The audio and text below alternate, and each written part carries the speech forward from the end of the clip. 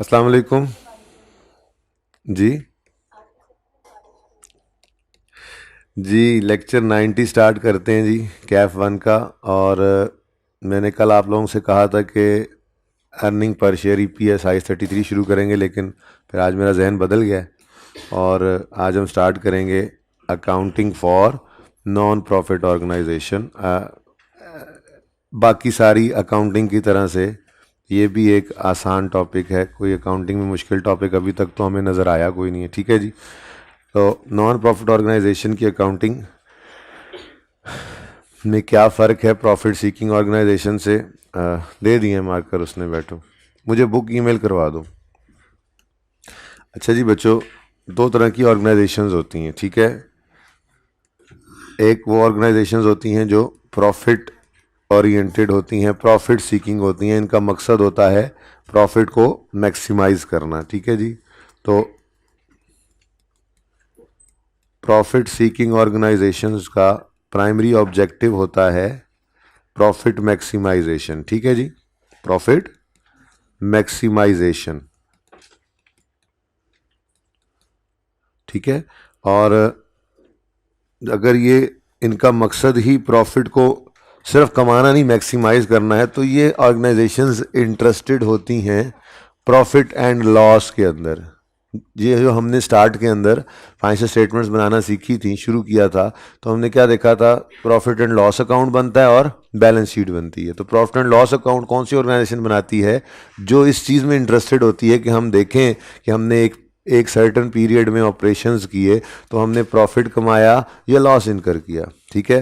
तो वो ऑर्गेनाइजेशंस जो प्रॉफिट सीकिंग होती हैं, जिनका मकसद प्रॉफिट मैक्सिमाइजेशन होता है, ठीक है, वो प्रॉफिट एंड लॉस अकाउंट बनाती हैं, ठीक है जी। Profit and loss account is prepared, और ये हमने बनाना सीखा भी था, ठीक है।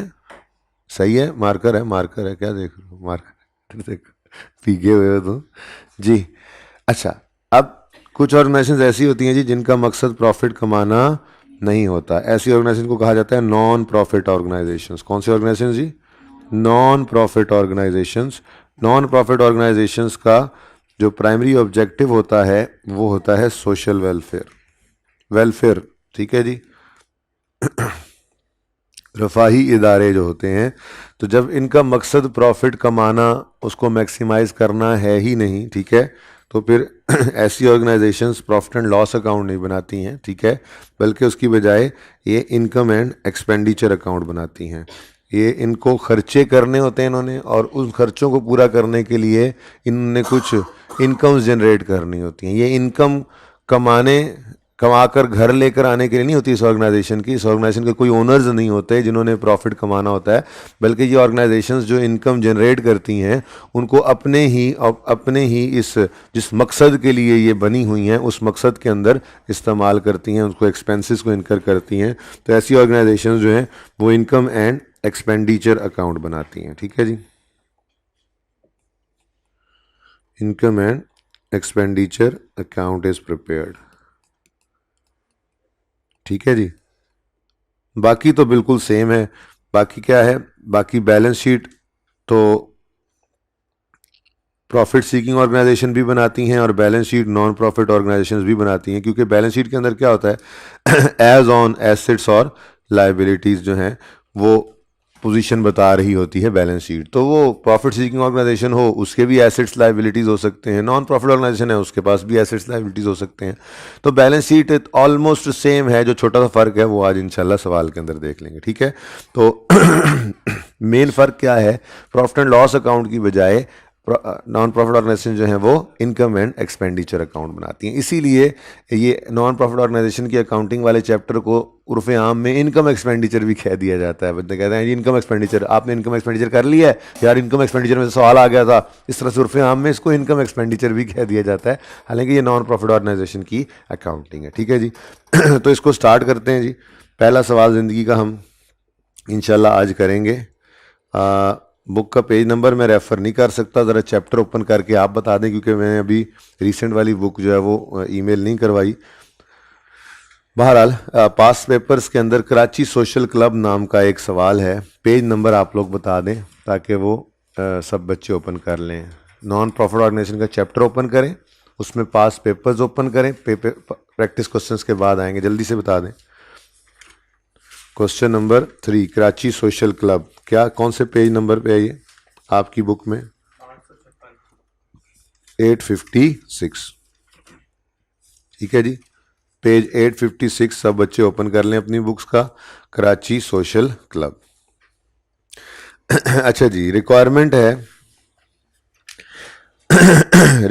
है a trading account to show the profit arising from bottles. अजीब बात है, अभी हम ये बात कर रहे थे कि हम अकाउंटिंग का, अच्छा देखें थेरी शेरी आपको पता है हम साथ साथ ही बीच में कवर करते होते हैं, फिर एंड पे जाके थेरी पढ़ लेते होते हैं कि अच्छा जी क्या किया हमने, क्या पढ़ा, ठीक है ना। जैसे IAS 8 को आपने देखा था, कल वाला लेक्चर कितने बच्चों ने ले लिया था? शाम वाला, शाबाश ले रहे हैं बच्चे। तो शाम वाले लेक्चर में आपने देखा था कि हमने जो IAS 8 की थेरी पढ़ी है उसमें क्या पढ़ा है हमने? सब कुछ तो किया हुआ था, सिर्फ उसकी अंग्रेजियाँ पढ़ रहे होते हैं। तो हम रूटीन के अंदर थेरी जो है वो चैप्टर में न्यूमेरिकली कवर करते हैं, तो फिर ईजी हो जाता है हमारे लिए थेरी को पढ़ना, ठीक है ना। तो इसी तरह से हम ये सवाल करना सीखेंगे इंशाल्लाह, इसके अंदर जो थेरी है वो भी देख लेंगे चैप्टर के अंदर जो जो चीज़ मौजूद है, ठीक है। अच्छा, तो मैं भी ये कह रहा था कि हमने नॉन प्रॉफिट ऑर्गेनाइजेशन की अकाउंटिंग करनी है, ठीक है। और नॉन प्रॉफिट ऑर्गेनाइजेशन जो है वो प्रॉफिट एंड लॉस अकाउंट नहीं बनाती। तो पहली रिक्वायरमेंट उन्होंने क्या कर दी? पहली रिक्वायरमेंट क्या बता दी उन्होंने? बोलो क्या कह रहे हैं? Trading account. ट्रेडिंग क्या होता है? Sale less cost of sale gross profit. अब ये अजीब बात है, अभी मैंने बात की है कि वो प्रॉफिट एंड लॉस अकाउंट नहीं बनाते, और पहली रिक्वायरमेंट क्या है कि वो प्रॉफिट एंड लॉस कह लूँ, प्रॉफिट एंड लॉस अकाउंट बनाए, ट्रेडिंग अकाउंट बनाए। तो ये क्या हो रहा है? क्या नॉन प्रॉफिट ऑर्गेनाइजेशन को इस चीज की इजाजत है कि वो कोई प्रॉफिट सीकिंग एक्टिविटी करें? बोले। बिल्कुल है, बिल्कुल है, बिल्कुल है। बस ये जहन में रखना है कि उन्होंने इस प्रॉफिट सीकिंग एक्टिविटी से जो प्रॉफिट कमाना है, वो प्रॉफिट भी कोई बंदा घर लेके नहीं जा रहा होता, ठीक है, बल्कि वो प्रॉफिट भी इस NPO के जो ऑपरेशंस हैं, उसके जो खर्चे हैं, उनके अंदर इस्तेमाल हो जाता है। मिसाल के तौर पे आपने एक स्पोर्ट्स क्लब बनाया, उस sports club non profit organisation है, वहां पे आपने एक जो है वो बॉटल, जैसे एग्जाम्पल के अंदर बॉटल्स की शॉप, खोखा लगा दिया। अब उससे जो इनकम हो रही है वो इनकम भी आप इस्तेमाल कर रहे हैं इसी नॉन प्रॉफिट ऑर्गेनाइजेशन के ऑपरेशंस को रन करने के लिए। खर्चे भी तो है ना, नॉन प्रॉफिट ऑर्गेनाइजेशन जो है ये रन होती है तो उसके खर्चे भी तो होते हैं। आपने एक हॉस्पिटल बना दिया, गरीबों का मुफ्त इलाज होता है, वहां पे आपने एक मेडिकल स्टोर भी बना दिया, ठीक है, वहां पे जो साहिब हैसियत लोग होते हैं वो पैसे देकर दवाई खरीदते हैं। अब वहां पे जो ट्रेडिंग एक्टिविटी आप कर रहे हैं दवाइयों को की खरीदो फरोख्त, उससे जो प्रॉफिट्स आते हैं उसको भी आप इस्तेमाल कर लेते हैं अस्पताल के खर्चों को पूरा करने के लिए। बात समझ रहे हैं? ठीक है, आपने कोई जो है वो कोई सोशल क्लब बना दिया, ठीक है, उसमें आपने कैफेटेरिया ओपन कर दिया। अब उस कैफेटेरिया के अंदर लोग जो है वो खाना पीना करते हैं, आपको उससे कुछ प्रॉफिट अगर आ जाता है तो वो प्रॉफिट जो है वो आप इसी सोशल क्लब के खर्चों को पूरा करने के लिए जो है वो बीच में इस्तेमाल कर लें पैसे। तो नॉन प्रॉफिट ऑर्गेनाइजेशन को इजाजत होती है कि वो प्रॉफिट सीकिंग एक्टिविटी कर लें, लेकिन वो प्रॉफिट सीकिंग एक्टिविटी से जो भी इनकम कमाएंगे उसको इस्तेमाल कहां करेंगे? उसी नॉन प्रॉफिट ऑर्गेनाइजेशन के खर्चे पूरे करने के लिए। तो बिल्कुल किया जा सकता है, ठीक है। वो जो गरीब लोग हैं उनका मुफ्त इलाज हो रहा है, और जो पैसे वाले लोग हैं उनसे पैसे लेकर उनका इलाज कर रहे हैं। जो गरीब लोग हैं उनको मुफ्त दवाई दे रहे हैं हॉस्पिटल में, और जो अमीर लोग हैं वो पैसे देकर दवाई खरीद रहे हैं। तो जो अमीर लोग पैसे देकर दवाई खरीदते हैं उससे प्रॉफिट आता है, वो प्रॉफिट भी कोई बंदा घर लेकर नहीं जाता, वो प्रॉफिट भी नॉन प्रॉफिट ऑर्गेनाइजेशन के अंदर मुलाजिम भी हैं, उनको सैलरीज भी देनी है, बिजली भी चल रही है, बिल भी देना है, तो ये खर्चे हैं तो सही ना नॉन प्रॉफिट ऑर्गेनाइजेशन को रन करने के लिए, ठीक है। तो वो खर्चे पूरा करने के लिए कोई प्रॉफिट सीकिंग एक्टिविटी कर लेते हैं, ठीक है। तो ये असल में ऐसी रिक्वायरमेंट आ गई बीच में तो मैंने बोल दिया, वरना तो ये क्वेश्चन करते करते ही मैंने समझाना था। बहरहाल अब वो कहते हैं ट्रेडिंग अकाउंट बना दो, बॉटल्स का कोई कारोबार कर लें मुझे लगता है, ठीक है जी, और इनकम एंड एक्सपेंडिचर अकाउंट बना दो और बैलेंस शीट बना दो, ठीक है जी, बना लेते हैं। तो बात फिर वहीं से शुरू करेंगे कि सबसे पहले हम फॉर्मेट बनाया करेंगे, ठीक है। सबसे पहले क्या करेंगे जी? कैश फ्लो के टॉपिक में भी क्या किया था? फॉर्मेट बनाया था। फॉर्मेट उसका आसान था, इसका ज़रा मुश्किल है, टेक्निकल है, थोड़ा सा ध्यान से देखिएगा, ठीक है जी। तो सबसे पहले नाम लिखेंगे। क्या नाम है जी बिजनेस का नाम? ये ऑर्गेनाइजेशन का नाम क्या है? Karachi social club. Past paper number 3, Karachi, जरा देख लीजिएगा, कराची किंग्स नहीं, कराची सोशल क्लब। उसके बाद ये रिक्वायरमेंट ए नहीं है, रिक्वायरमेंट बी है, ठीक है। जो ट्रेडिंग अकाउंट है ना, वो आपने इनकम एक्सपेंडिचर में नहीं बनाना, वो अलग से वर्किंग में बनाएंगे। उससे जो प्रॉफिट या लॉस आएगा उसको उठा के यही इनकम एक्सपेंडिचर में ही लाएंगे, क्योंकि इस ऑर्गेनाइजेशन का मकसद तो प्रॉफिट कमाना है ही नहीं। तो अगर कोई प्रॉफिट सीकिंग एक्टिविटी करें भी सही, कोई ट्रेडिंग एक्टिविटी करें भी सही, तो उसका इनकम गेन या लॉस वो उठाकर कहां ले आएंगे, इनकम एक्सपेंडिचर में, ठीक है ना। तो बहरहाल मैं पहले बनाने लगा हूं इनकम एंड एक्सपेंडिचर अकाउंट, ठीक है। तो रिक्वायरमेंट कौन सी है, ये बी रिक्वायरमेंट है, इनकम एंड एक्सपेंडिचर अकाउंट। तो ये income and expenditure account, income and expenditure account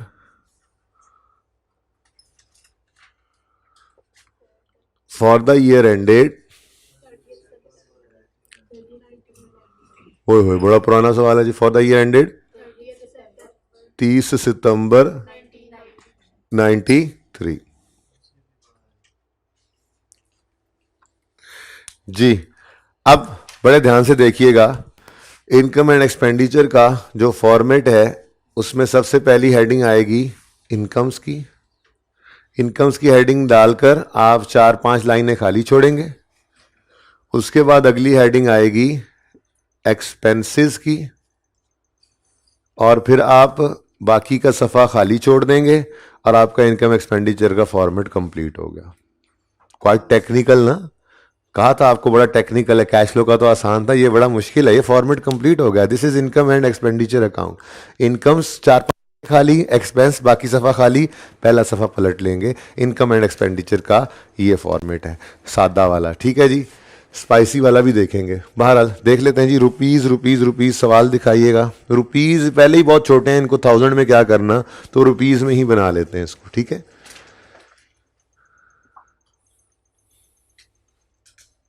लें जी, तो सफ़े पहले सफ़े के ऊपर आपने क्या बना लिया जी, income and expenditure account. Tough था ना, बस ठीक है, देख लें। टफ टफ काम कर रहे हैं आप आजकल। इनकम एक्सपेंडिचर का फॉर्मेट बनाना कोई खाला जी का घर है, देख लें आपने बना लिया। उसके बाद अगली रिक्वायरमेंट क्या है, बैलेंस शीट बना दो। क्या कह रहे हैं जी वो, बैलेंस शीट बना दें। तो बैलेंस शीट जैसे पहले बनाते आए हैं तकरीबन वैसे ही बनेगी, ठीक है जी, तकरीबन वैसे ही बनेगी। नाम शाम लिख लेते हैं पहले हम। कराची सोशल क्लब,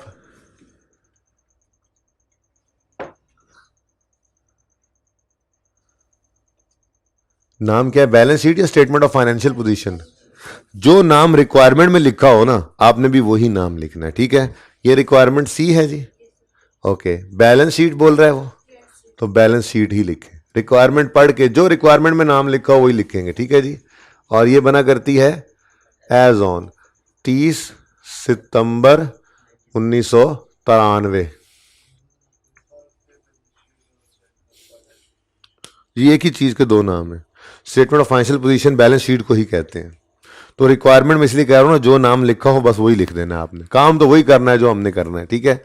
अच्छा, माशाल्लाह बारिश की वजह से बहुत ही कम बच्चे आए हैं, ओके। ये वाला लेक्चर भाई अभी से उन्हें कहो कि अगली क्लास में प्ले करना है, मुझे किसी मजबूरी के तहत जाना पड़ रहा है कहीं पे, लेकिन यूट्यूब पे भी अवेलेबल करना है क्योंकि बच्चों को बारिश वाली मजबूरी है आज, ठीक है। अच्छा जी, बैलेंस शीट बड़ी तवज्जो से देखिएगा। पहले मुझे फर्क फर्क फर्क जान के जीना चाहिए ना। सबसे पहले मुझे ये बताएं, नॉन प्रॉफिट ऑर्गेनाइजेशन से पहले प्रॉफिट सीकिंग ऑर्गेनाइजेशन जो होती थी उसमें बैलेंस शीट में यहाँ क्या आता था सबसे पहले, कैपिटल एंड लायबिलिटीज, है ना। कैपिटल, कैपिटल किसे कहते हैं, ओनर जो घर से पैसा लाए, ओनर जो घर से पैसा लाए। नॉन प्रॉफिट ऑर्गेनाइजेशन का कोई ओनर नहीं होता। नॉन प्रॉफिट ऑर्गेनाइजेशन का कोई भी ओनर नहीं, ट्रस्टीज होते हैं, ट्रस्टीज होते हैं जो उसको चला रहे होते हैं। ओनर कोई भी नहीं होता। नॉन प्रॉफिट ऑर्गेनाइजेशन का कोई भी ओनर नहीं होता। तो इसलिए कैपिटल का तो सवाल ही पैदा नहीं होता। तो पहली चीज क्या आई, कैपिटल नहीं होगा। लेकिन पैसे तो बहरहाल चाहिए नॉन प्रॉफिट ऑर्गेनाइजेशन को चलने के लिए, ठीक है।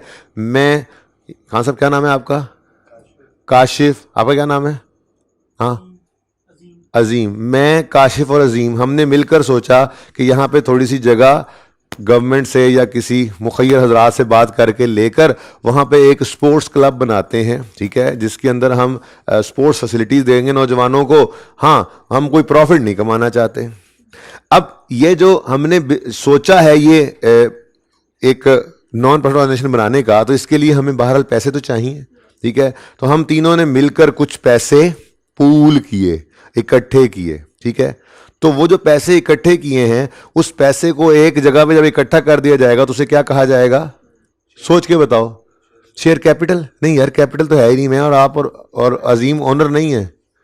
फंड कहेंगे। ये यार, आप क्रिकेट खेलने जाते हैं, आप लोग 10-12 बच्चे मिलके क्रिकेट खेलने जाते हैं तो एंट्री जमा करते हैं, वो क्या है? एंट्री फंड ही तो होता है। चलो यार 100-100 रुपया दे दो, इकट्ठे कर लिए, 2 बॉल ले ली, 5 टेप्स ले ली और कुछ पैसे बच गए, वो पैसे भी रख लिए जाते हैं, यार अगले वीकेंड पे फिर इसी को इस्तेमाल कर लेंगे। तो बात समझ रहे हो? तो जो स्पॉन्सर्स होते हैं ना, स्पॉन्सर्स जो इस नॉन प्रॉफिट ऑर्गेनाइजेशन को शुरू कर रहे हैं, वो जो पैसे जो पैसे लगाकर इस काम को शुरू करते हैं, इन्वेस्ट तो नहीं कर रहे, जो पैसे लगा के इस नॉन प्रॉफिट ऑर्गेनाइजेशन को स्टार्ट करते हैं, उस पैसे को क्या कहा जाता है? कि ये फंड है। ये क्या है? ये फंड है। फिर हम तीनों ने घूम फिर के आसपास जो है वो मुखैर हजरात के पास भी जिन्होंने कहना, देखें यार नौजवान नस्ल किस तरफ जा रही है, हमने एक स्पोर्ट्स क्लब स्टार्ट किया है, तो आप भी इसके अंदर अपना जो है वो हिस्सा डालें। तो वो डोनेशंस देंगे, वो भी इस फंड के अंदर आएगा। फिर हमने उसी क्लब के अंदर, मैंने कहा था, हमने साइड पे एक खोखा लगा दिया, उस पर बोतलें जूस वगैरह रख दिए कि जो लोग आएंगे खेलने कूदने वो यहीं से बोतलें खरीदेंगे, ना कि बाजार से खरीदें। तो जो वहां से प्रॉफिट्स कमाएंगे हम, वो भी हम इसी फंड में डाल देंगे। तो जो भी इनकम्स वगैरह होंगी, अभी मैं जनरल फंड की बात करूं, आज पहला दिन है, ठीक है, वो सारी इनकम्स वगैरह हम कहां डालते रहेंगे? इस फंड में डालते रहेंगे, ठीक है। इसका मतलब ये हुआ कि नॉन प्रॉफिट ऑर्गेनाइजेशन के अंदर कैपिटल नाम की कोई चीज का वजूद नहीं होता, बल्कि कैपिटल की बजाय फंड होता है, फंड, ठीक है। और चलो ठीक है, फंड्स एंड लायबिलिटीज, हेडिंग क्या बन गई? Funds and liabilities. पहले क्या होता था यहां पर? Capital and liabilities. तो पहला फर्क क्या नजर आया हमें? चूंकि नॉन प्रॉफिट ऑर्गेनाइजेशन का कोई ओनर नहीं है, इसलिए कोई कैपिटल का वजूद नहीं है। लेकिन जो पैसे डाल के हमने इस ऑर्गेनाइजेशन को स्टार्ट करना है, उस पैसे को कोई नाम तो देना ही है, तो वो क्या है? उसका नाम क्या है? फंड। बाकी नेचर इसकी वही है जो कैपिटल की है, ठीक है ना। ये ऑर्गेनाइजेशन के ऊपर लायबिलिटी की तरह से ही होंगे ना ये पैसे। ये मैंने पैसे डाले, अजीम ने डाले, काशिफ ने डाले, कुछ और लोगों ने पैसे डाले। अब ये पैसा अमानत है, ठीक है, ऑर्गेनाइजेशन के ऊपर ये एक लायबिलिटी है। किस लिए दिया है जी? ये फलां काम करने हैं ना जो आपकी ऑर्गेनाइजेशन ने, उसके लिए ये पैसे दिए गए हैं, ठीक है। तो वो फिर उसी इस्तेमाल के अंदर लेकर आए। इसी तरह से ये लायबिलिटी की तरह से ही होता है, फंड्स एंड लायबिलिटीज, ठीक है जी। अच्छा, अब आज कल परसों तक शायद मैं इसी जनरल फंड की बात करूं, अभी स्पेसिफिक फंड्स की तरफ हम नहीं जा रहे, ठीक है। तो आपको याद है कि यहां पर क्या लिखा करते थे हम यहां पे क्या लिखा करते थे? याद करके बताओ। Opening capital plus net profit, याद आ रहा है? Less drawings is equal to closing capital, ऐसे ही है। अच्छा, अब अभी मैंने आपको कहा कि कैपिटल के नाम का कोई वजूद नहीं है, ठीक है, बल्कि उसकी बजाय क्या चीज है? फंड। तो वो फंड ओपनिंग, अभी मैं लिख कौन सा रहा हूं? General fund, opening general fund, ठीक है ना। स्पेसिफिक क्या होता है वो जब आएगा तो पता लगेगा, बहरहाल इसको जनरल फंड कहते हैं, ठीक है। अगली बात, क्या इस नॉन प्रॉफिट ऑर्गेनाइजेशन का मकसद प्रॉफिट कमाना है? नहीं, प्रॉफिट कमाना नहीं है। इसका मतलब ये प्रॉफिट भी नहीं आएगा यहां पे। फिर क्या आएगा? फिर क्या आएगा? अब ध्यान से देखिएगा, यहां पे हमें इनकम्स हुई, डोनेशंस आए, लोगों ने सब्सक्रिप्शंस दी, पैसे इनफ्लो होते रहे, फिर हमने यहां पे कुछ खर्चे किए। आसान एग्जांपल, हम 11 लोगों ने मिलके 100-100 रुपए डाले, एंट्री फीस 1100 आ गए, ठीक है जी। उसके बाद हमने 2 बॉल्स खरीदी, 6 टेप्स खरीदी, हमारा मिसाल के तौर पे 800 रुपया खर्च हो गया। हमने इकट्ठे कितने किए थे? 1100। खर्च कितने हो गए? 800। बच कितने गए? इस 3 को सरप्लस कहूंगा या डेफिसिट? ये सरप्लस 300 रुपया मैं अपने फंड में रख लूंगा अगले हफ्ते के लिए। अगला हफ्ता जब शुरू होगा तो मेरे ओपनिंग फंड में कितने पड़े होंगे? 300। फिर हम लोग 100 रुपए जमा करेंगे तो कितना हो जाएगा? 1100। फिर अगली बार मिसाल के तौर पे 700 रुपए खर्च हुआ तो कितना बच गया 400। ये 400 का सरप्लस फिर जाके फंड में ऐड कर देंगे और हमारा फंड बढ़ रहा है। हो सकता है तीसरे चौथे हफ्ते जाके हमारा फंड मैनेजर कहे इस दफा एंट्री देने की कोई जरूरत नहीं है, पिछले पैसे काफी इकट्ठे हुए पड़े हैं। हो सकता है ना, बात समझे हो, थोड़ा मैकेनिज्म समझ आ रहा है। तो प्रॉफिट नहीं कमाती नॉन प्रॉफिट ऑर्गेनाइजेशंस, बल्कि इनकम्स, अपने खर्चे चलाने के लिए इनकम्स जनरेट करती हैं और फिर वो खर्चे चलाती हैं। अगर तो पैसे इजाफी हो गए इस पीरियड में तो वो सरप्लस है, वो इस टोकरी में डाल के रख देंगे अगली बार इस्तेमाल करने के लिए। और अगर खर्चे बढ़ गए तो क्या हो जाएगा, डेफिसिट। वो डेफिसिट यहां पे जाकर माइनस हो जाएगा। ठीक है, तो सरप्लस या डेफिसिट आ सकता है। फिलहाल चूंकि स्टार्ट है, पहले सवाल में वैसे सरप्लस ही आना है, तो मैं प्लस सरप्लस ही लिख रहा हूं। ठीक है जी, तो ओपनिंग जनरल फंड में ऐड कर दिया करेंगे हम क्या चीज, सरप्लस। सरप्लस क्या है जी, कि अगर इनकम्स ज्यादा हैं, एक्सपेंसेस इस पीरियड में कम हुए फॉर द पीरियड, तो जो सरप्लस आया है वो इसी फंड के अंदर हम रख देंगे। और अगर सरप्लस ना आए, डेफिसिट आ जाए, तो क्या होगा, माइनस यहां पर हम डेफिसिट लिख देंगे। ठीक है ना, तो फिलहाल तो मैं सिर्फ सरप्लस लिख रहा हूं, माइनस डेफिसिट कर लेंगे अगर डेफिसिट आएगा तो। ठीक है, ड्राइंग्स का कोई कॉन्सेप्ट नहीं है। मैं या काशिफ या क्या नाम अजीम, हम जो है वो यहां से ड्राइंग्स नहीं कर सकते। हम कहें चलो यार वो घर का किचन चलाने के लिए यहां से पैसे निकालें, ना भाई ना, ये हमारा कोई, ये अलग से काम है, ये हम अपने फारिग टाइम के अंदर इसको टाइम देते हैं और ये चला रहे हैं। ये सोशल वेलफेयर के लिए हमने ये इदारा बनाया है, हम यहां से कुछ भी ड्रॉ नहीं कर सकते, ड्राइंग्स नहीं होती इसमें, ना ओनर है, कैपिटल नहीं है, ना ही फिर उसकी ड्राइंग्स का कॉन्सेप्ट होता है। ठीक है, तो ओपनिंग जनरल फंड में सरप्लस को ऐड करेंगे और अगर डेफिसिट हुआ तो लेस करेंगे और हमारे पास क्या आ जाएगा, क्लोजिंग जनरल फंड। ठीक है जी, क्लोजिंग जनरल फंड, बस इतना सा ही फर्क था और कोई फर्क नहीं है। बाकी जो स्पेसिफिक फंड्स आएंगे ना, वो यहीं पर उसके नीचे मिसाल के तौर पे फलां फंड फलां फंड फलां फंड, वो हम आहिस्ता आहिस्ता ऐड करते जाएंगे यहां पर। तो सिर्फ इतना सा एरिया जो है ना फंड्स वाला, सिर्फ इसमें डिफरेंस आया है, बाकी सारी बैलेंस शीट सेम है। क्या मतलब, उसके बाद अगली हेडिंग क्या होगी, ये तो फंड्स हो गए ना, फंड्स एंड लाइबिलिटीज में ये क्या हो गया।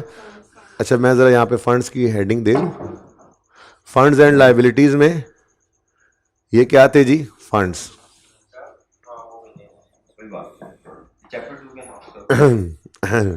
ओपनिंग जनरल फंड, ठीक है जी, प्लस सरप्लस लेस क्या, is equal to closing general fund. Closing sir, opening stock plus purchases less closing वाला दिल कर रहा था हमारा, ऐसे नहीं करना जी। तो फंड्स में opening general fund plus surplus या स्लैश लेस डेफिसिट, लेकिन लिखने की जरूरत नहीं, जब आएगा तो लिख लेंगे। ठीक है, is equal to closing general fund. उसके बाद जो 2-3 दिन बाद स्पेसिफिक फंड्स आएंगे वो भी यहीं पर लिखेंगे, लेकिन फिलहाल जरूरत नहीं है। ठीक है, तो फंड्स एंड लाइबिलिटीज में पहली चीज क्या आ गई, फंड्स। जैसे पहले कैपिटल एंड लाइबिलिटीज में यहां पे क्या आता था, कैपिटल, बस इतना सा ही फर्क है, आगे 100% सेम है सारी बैलेंस शीट। ठीक है, अगली हेडिंग क्या बनेगी, लाया बिल्ली पीस।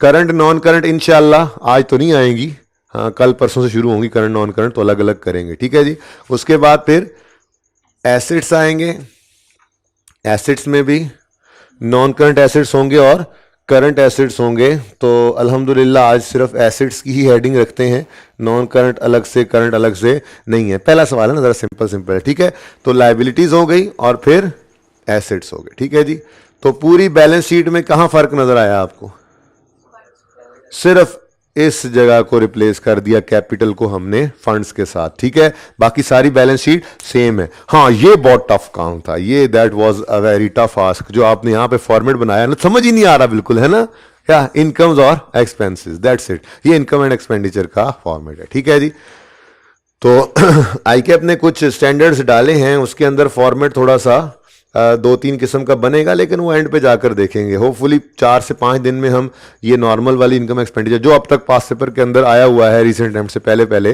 वो सारा कुछ हम कर लेंगे। उसके बाद फिर हम दूसरी तरफ मूव कर जाएंगे, या ईपीएस करके आखिरी आधे घंटे में वो दूसरे छोटे मोटे काम साथ साथ करते रहेंगे। बहरहाल अगले 5 दिन तो हम सिर्फ ये इनकम एक्सपेंडिचर बनाएंगे और ये बैलेंस शीट बनाएंगे। ठीक है, सही है, चले। अच्छा जी,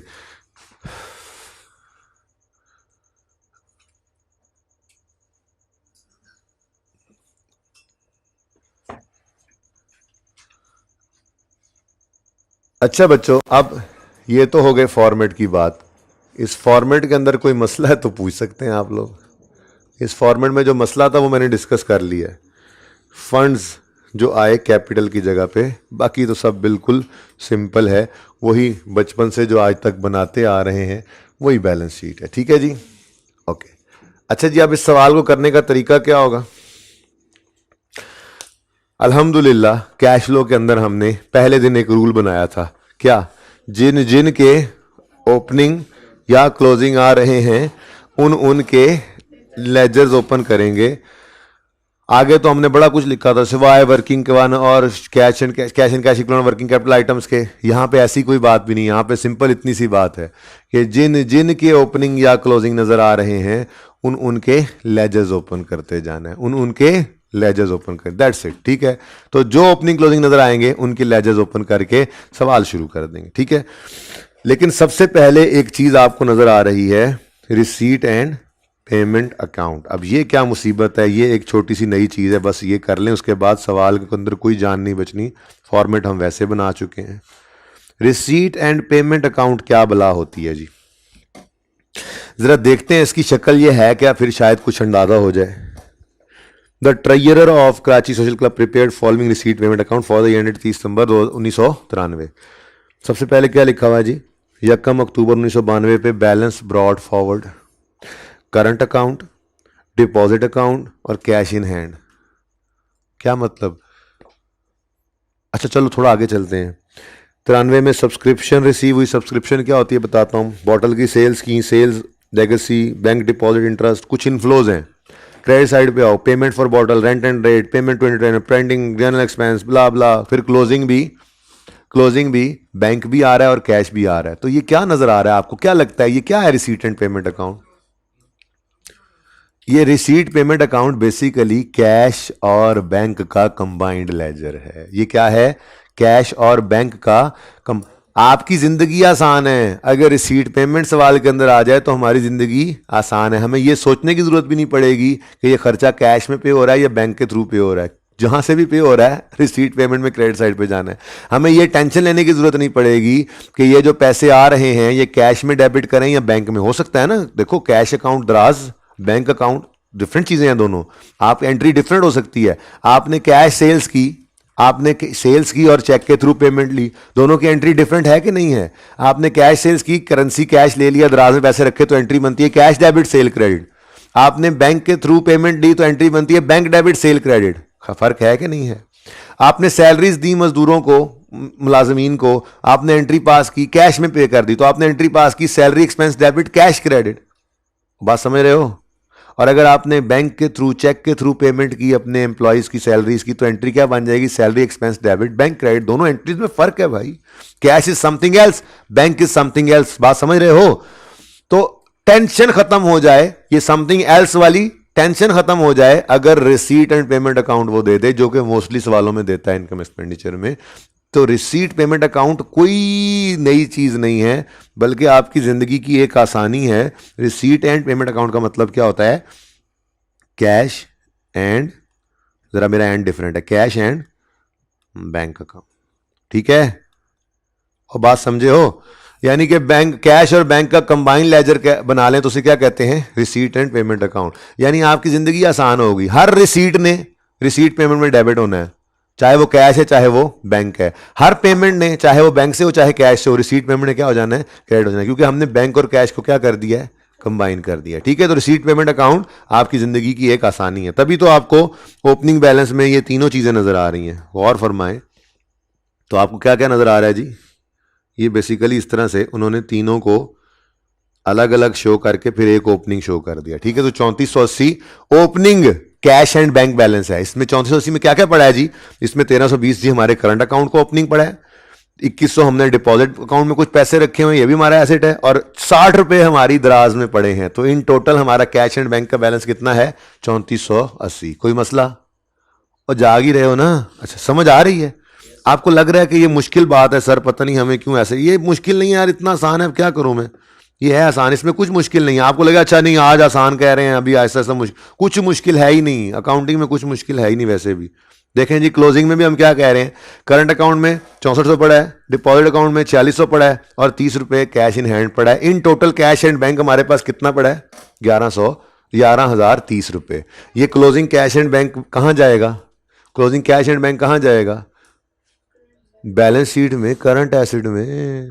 और बारिश ही हुई है ना, अच्छा, बैलेंस शीट में करंट एसेट्स में कैश एंड बैंक आता है ना, तो ये वहीं पे नजर आएगा। ठीक है, तो ये हमारे पास कैश एंड बैंक का लेजर ही उसने दे दिया, सिर्फ ओपनिंग क्लोजिंग नहीं दिया बल्कि इसका उसने लेजर बनाकर ही दे दिया। तो इसलिए अगर रिसीट पेमेंट या cash and bank balance ledger हमें बनाकर देते तो फिर हम इसको बनाएंगे नहीं, ये तो बना बनाया हमें मिल गया, तो ये हमारी उल्टा जान छूट गई है। तो बाकी जितने ओपनिंग क्लोजिंग होंगे उनके लेजर ओपन कर लेंगे, और ये तो लेजर उसने बनाकर ही दे दिया। कैश एंड बैंक का लेजर सवाल में उसने बनाकर दे दिया, इससे इत्तेफाक करते हो नहीं करते हो, ये कैश एंड बैंक का लेजर है कि नहीं है, बोलो। तो क्या दोबारा बनाओगे, क्या दोबारा बिल्कुल इसी तरह से इसको ओपन करोगे, ओपनिंग वाले ये लिखोगे, फिर सारे डेबिट्स लिखोगे, सारे क्रेडिट्स लिखोगे और फिर क्लोजिंग लिखोगे, क्या ऐसा करोगे? पागल थोड़े ही हो आप, ठीक है, कहो आपको हम पागल थोड़े ही हैं। ठीक है, जो चीज़ करके दे दी उसने वो दोबारा करने की जरूरत नहीं है, वर्किंग्स है ना हमारी। ठीक है, तो एक वर्किंग अवॉइड हो गई। ठीक है, तो रिसीट पेमेंट बहरहाल मैंने बताना था, रिसीट पेमेंट क्या होता है जी, रिसीट पेमेंट क्या होता है जी, बोलो और बोलो, और ठंड तो नहीं लग रही। रिसीट पेमेंट क्या होता है, गीले होके आए हैं सर, फिर एसी चल रहा है। रिसीट पेमेंट क्या होता है, cash and bank combined ledger. ठीक है, अच्छा चलें इसको तो देखते हैं एंड पे आके इसका क्या करना है। अब following information is made available to you, क्या कहता है जी, ओपनिंग एंड क्लोजिंग बैलेंसेस, ये हमारी फेवरेट चीज हुआ करेंगे इस सवाल के अंदर, क्योंकि ये जिनके ओपनिंग क्लोजिंग आ रहे हैं उनके हमने लेजर्स ओपन करते जाना है। बस ध्यान से क्या देख लेना है, ओपनिंग कौन सा है, क्लोजिंग कौन सा है, ये मैंने कैश फ्लो के टॉपिक में भी कहा था। ठीक है ना, क्योंकि कभी कभी इधर ओपनिंग और उधर क्लोजिंग दे देता है, कभी इधर ओपनिंग इधर क्लोजिंग, तो ध्यान से देख लेना, ये ना हो कि सारे ओपनिंग क्लोजिंग में पड़े हो, आपके सारे क्लोजिंग ओपनिंग में पड़े हो। ठीक है, तो ये आपका ओपनिंग बैलेंस है और ये क्लोजिंग है ना। अच्छा चलें, देख रहे हैं आप लोग, जाग भी रहे हैं थोड़ा बहुत। ठीक है, तो ये क्लोजिंग है और ये ओपनिंग है। ठीक है, क्या हुआ, ओके नहीं, आप लोगों को जगाना मकसूद था। चलें जी शुरू करें जी, ओपनिंग क्लोजिंग, ओपनिंग क्लोजिंग, हर एक का ओपनिंग क्लोजिंग गिवन है, तो आप लेजर ओपन करना शुरू करें। सबसे पहले क्या है जी, बॉटल्स का स्टॉक, इन्वेंट्री का लेजर। असल मैंने ना ये टॉपिक इसलिए शुरू कराया कि डायरेक्ट मेथड के अंदर ना मैंने ये डेटर क्रेडिटर इन्वेंट्री ये लेजर्स बनाए थे, तो मैंने कहा चलो मिलता जुलता काम ही करना है, इसी को ही लेकर चल पड़ते हैं आगे। ठीक है, तो सबसे पहले क्या नजर आ रहा है जी, अच्छा लेकिन एक चीज है और वो है रिक्वायरमेंट ए। अगर रिक्वायरमेंट ए क्या है, ट्रेडिंग अकाउंट बनाओ, बोतलों का बिजनेस कर रही हैं ये कराची सोशल क्लब वाले, इन्होंने खोखा लगाया हुआ है, वहाँ पे एक भाई बिठाया हुआ है और वो भाई साहब जो है उसको तनख्वाह देते हैं, लोग वहाँ पे आते हैं, बोतलें खरीदते हैं, पैसे देते हैं, तो ये एक ट्रेडिंग एक्टिविटी चल रही है। इन्होंने अलग से रिक्वायरमेंट मांग ली उसकी, अगर ये अलग से रिक्वायरमेंट मांग लिया करेंगे पर्चे में तो हम यहाँ पे अलग रिक्वायरमेंट लिखा करेंगे, लेकिन इनकम एक्सपेंडिचर के अंदर नहीं, इनकम एक्सपेंडिचर अलग, बैलेंस शीट अलग, और trading account sale less cost of sale GP ये अलग। ठीक है, अगर वो रिक्वायरमेंट अलग से नहीं मांगा करेंगे और ट्रेडिंग एक्टिविटी सवाल में होगी तो हम वर्किंग वन सबसे पहले क्या किया करेंगे, ये बॉटल्स वाला या जो भी, कभी कैंटीन खोली हुई होगी उन्होंने, कभी कैटरिंग सर्विस कर रहे होंगे, किस सवाल में उन्होंने ये खोखा खोला होगा बोतलों वाला, कोई ना कोई ट्रेडिंग एक्टिविटी चल रही होगी, तो तकरीबन हर सवाल में होगी। मेरा नहीं ख्याल कोई एक सवाल भी ऐसा होगा जिसमें ये ना हो। ठीक है ना, क्योंकि नॉन प्रॉफिट ऑर्गेनाइजेशन जो है उनको खर्चा चलाने के लिए पैसों की जरूरत होती है, तो जहां जहां से पैसे कमाए जा सके वो कमा रहे होते हैं, वो डोनेशन भी ले रहे होते हैं, वो सब्सक्रिप्शन भी ले रहे होते हैं, उन्होंने अपनी कोई नॉन प्रॉफिट ऑर्गेनाइजेशन के अंदर ही कोई ट्रेडिंग एक्टिविटी भी शुरू की होती है जिससे पैसे कमा के वो अपने खर्चे पूरे कर रहे होते हैं। तो ट्रेडिंग एक्टिविटी ऑलमोस्ट हर सवाल के अंदर आनी ही आनी है। अगर सवाल में रिक्वायरमेंट के तौर पर उन्होंने कह दिया तो हम रिक्वायरमेंट का नंबर लगा देंगे, नहीं तो वर्किंग वन हमेशा कौन सी रखा करेंगे हम, ट्रेडिंग एक्टिविटी। ठीक है जी, तो ट्रेडिंग एक्टिविटी ही लिख देता हूं मैं इसका नाम, ट्रेडिंग एक्टिविटी। ठीक है जी, ट्रेडिंग एक्टिविटी, वही ट्रेडिंग अकाउंट वो जो बचपन में बनाना सीखा था, 12वें 13वें नहीं 10वें 8वें 10वें लेक्चर में, 12वें 13वें लेक्चर में ट्रेडिंग अकाउंट बनाया था, जिसके अंदर क्या किया था हमने, sale less cost of sale, और क्या आ गया था, ग्रॉस प्रॉफिट। ठीक है जी, तो वही sale less cost of sales. ठीक है जी, और इन दोनों का डिफरेंस क्या आएगा, ग्रॉस प्रॉफिट। उसमें फिर कुछ और एक्सपेंसेस लेस हो सकते हैं, कोई अदर इनकम्स ऐड हो सकती हैं, और फिर हम पहुंच जाते थे नेट प्रॉफिट पे। कॉस्ट ऑफ सेल्स के लिए मैंने opening stock plus purchase less closing stock नहीं लिखा, क्या वजह है? कोई सोच के बता दे। आज मैंने सवाल किया आपसे, आपने ट्रेडिंग अकाउंट जब बनाना सीखा था तो आपने क्या किया था? आपने यहां पर लेस कॉस्ट ऑफ सेल लिखकर आप लिखते थे opening stock plus purchases less closing stock, ऐसे ही करते थे, और वो कॉस्ट ऑफ सेल आती थी, ऐसे ही है ना? लेकिन मैंने ये नहीं लिखा, मैंने सिर्फ कॉस्ट ऑफ सेल लिख दिया। ये मैंने क्या किया? कौन सा लेजर बनेगा? स्टॉक यानी इन्वेंट्री का लेजर बनेगा। इन्वेंट्री के लेजर में opening, purchase, cost of sale और क्लोजिंग आती है, ठीक है? तो कॉस्ट ऑफ सेल की फिगर अगर मिसिंग भी होगी तो बैलेंसिंग कहां से निकाल लिए करेंगे? इन्वेंट्री के लेजर से। इसलिए वो opening plus purchase less closing यहां करने की जरूरत नहीं है, उसी के लिए तो हमने लेजर बनाया हुआ है। वो लेजर मैं आपको कैश फ्लो के टॉपिक में बनाना सिखा के आया हूं, ठीक है जी? तो इसलिए sale less cost of sale is equal to gross profit. उसके बाद को 2-3 लाइनें छोड़ दो, कोई और एक्सपेंस ना आ जाए, और नेट प्रॉफिट।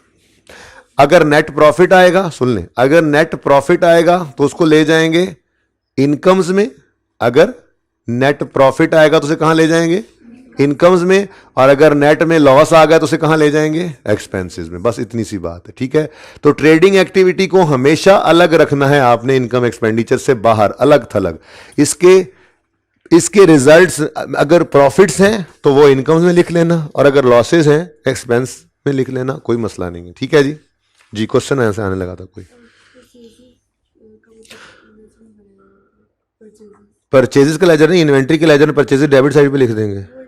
इन्वेंट्री का लेजर बेसिकली जो आप opening plus purchase less closing is equal to cost of sale निकाल रहे होते हैं, वही काम हम इस लेजर में कर लेंगे। इन्वेंट्री के लेजर में ओपनिंग फिर परचेज, ये ओपनिंग प्लस परचेज हो गया, ठीक है? नॉर्मली क्लोजिंग दिया होगा, और कॉस्ट ऑफ सेल हम यहां निकालेंगे बैलेंसिंग। तो वही काम कर रहे हैं, कॉस्ट ऑफ सेल बैलेंसिंग ही निकाल रहे होते हैं आप यहां पे। तो opening plus purchase less closing is equal to cost of sale यहां से निकल आया करेगा।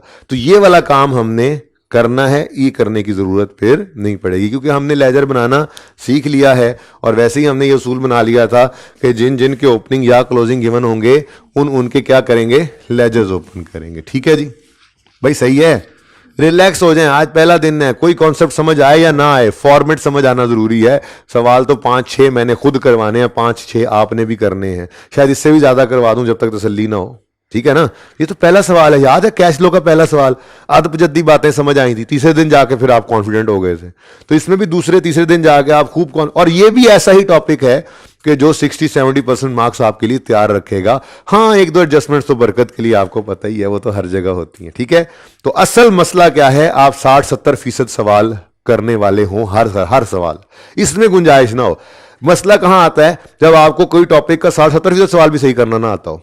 तो अगेन वही तरीका होगा, जैसे आज पहला सवाल करा रहा हूं वैसे ही आखिरी सवाल भी करता हुआ यहां से निकलूंगा।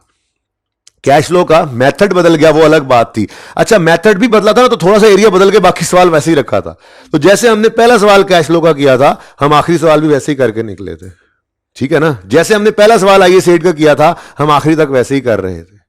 जैसे पहला सवाल पीपीई के नोट का बनाया था हमने, आखिरी सवाल भी वैसे ही कर रहे थे। इससे आपको फायदा होता है, आपको यह मसला नहीं होता कि आप ये कहें कैश फ्लो का सवाल शुरू कहां से करें पर्चे में, इनकम एक्सपेंडिचर का सवाल आ जाए तो शुरू कहां से करें पर्चे में। आपको पता होता है कि एक ही तरीके से सवाल करते हैं, फॉर्मेट बनाया है, जिन जिन के ओपनिंग क्लोजिंग गिवन है उनके लेजर ओपन किए हैं, अल्लाह का नाम लेकर शुरू कर दिया। 60-70% सवाल बहरहाल हो जाया करेगा इंशाल्लाह। ये भी पर जाहिर है आज पहला दिन है, थोड़ा सा आज मुश्किल लगेगा, दूसरे दिन थोड़ा और रिलैक्स, तीसरे दिन तक इंशाल्लाह आप बिल्कुल रिलैक्स हो जाएंगे इस टॉपिक में, ठीक है?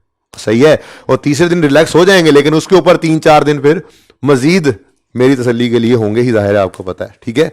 मुख्तलिफ सवाल करते चले जाएंगे जी। चलें, तो ये होगी रिक्वायरमेंट। अगर ये रिक्वायरमेंट ना होती तो वर्किंग 1 यही होती, ठीक है? चलो अब भाई शुरू करते हैं।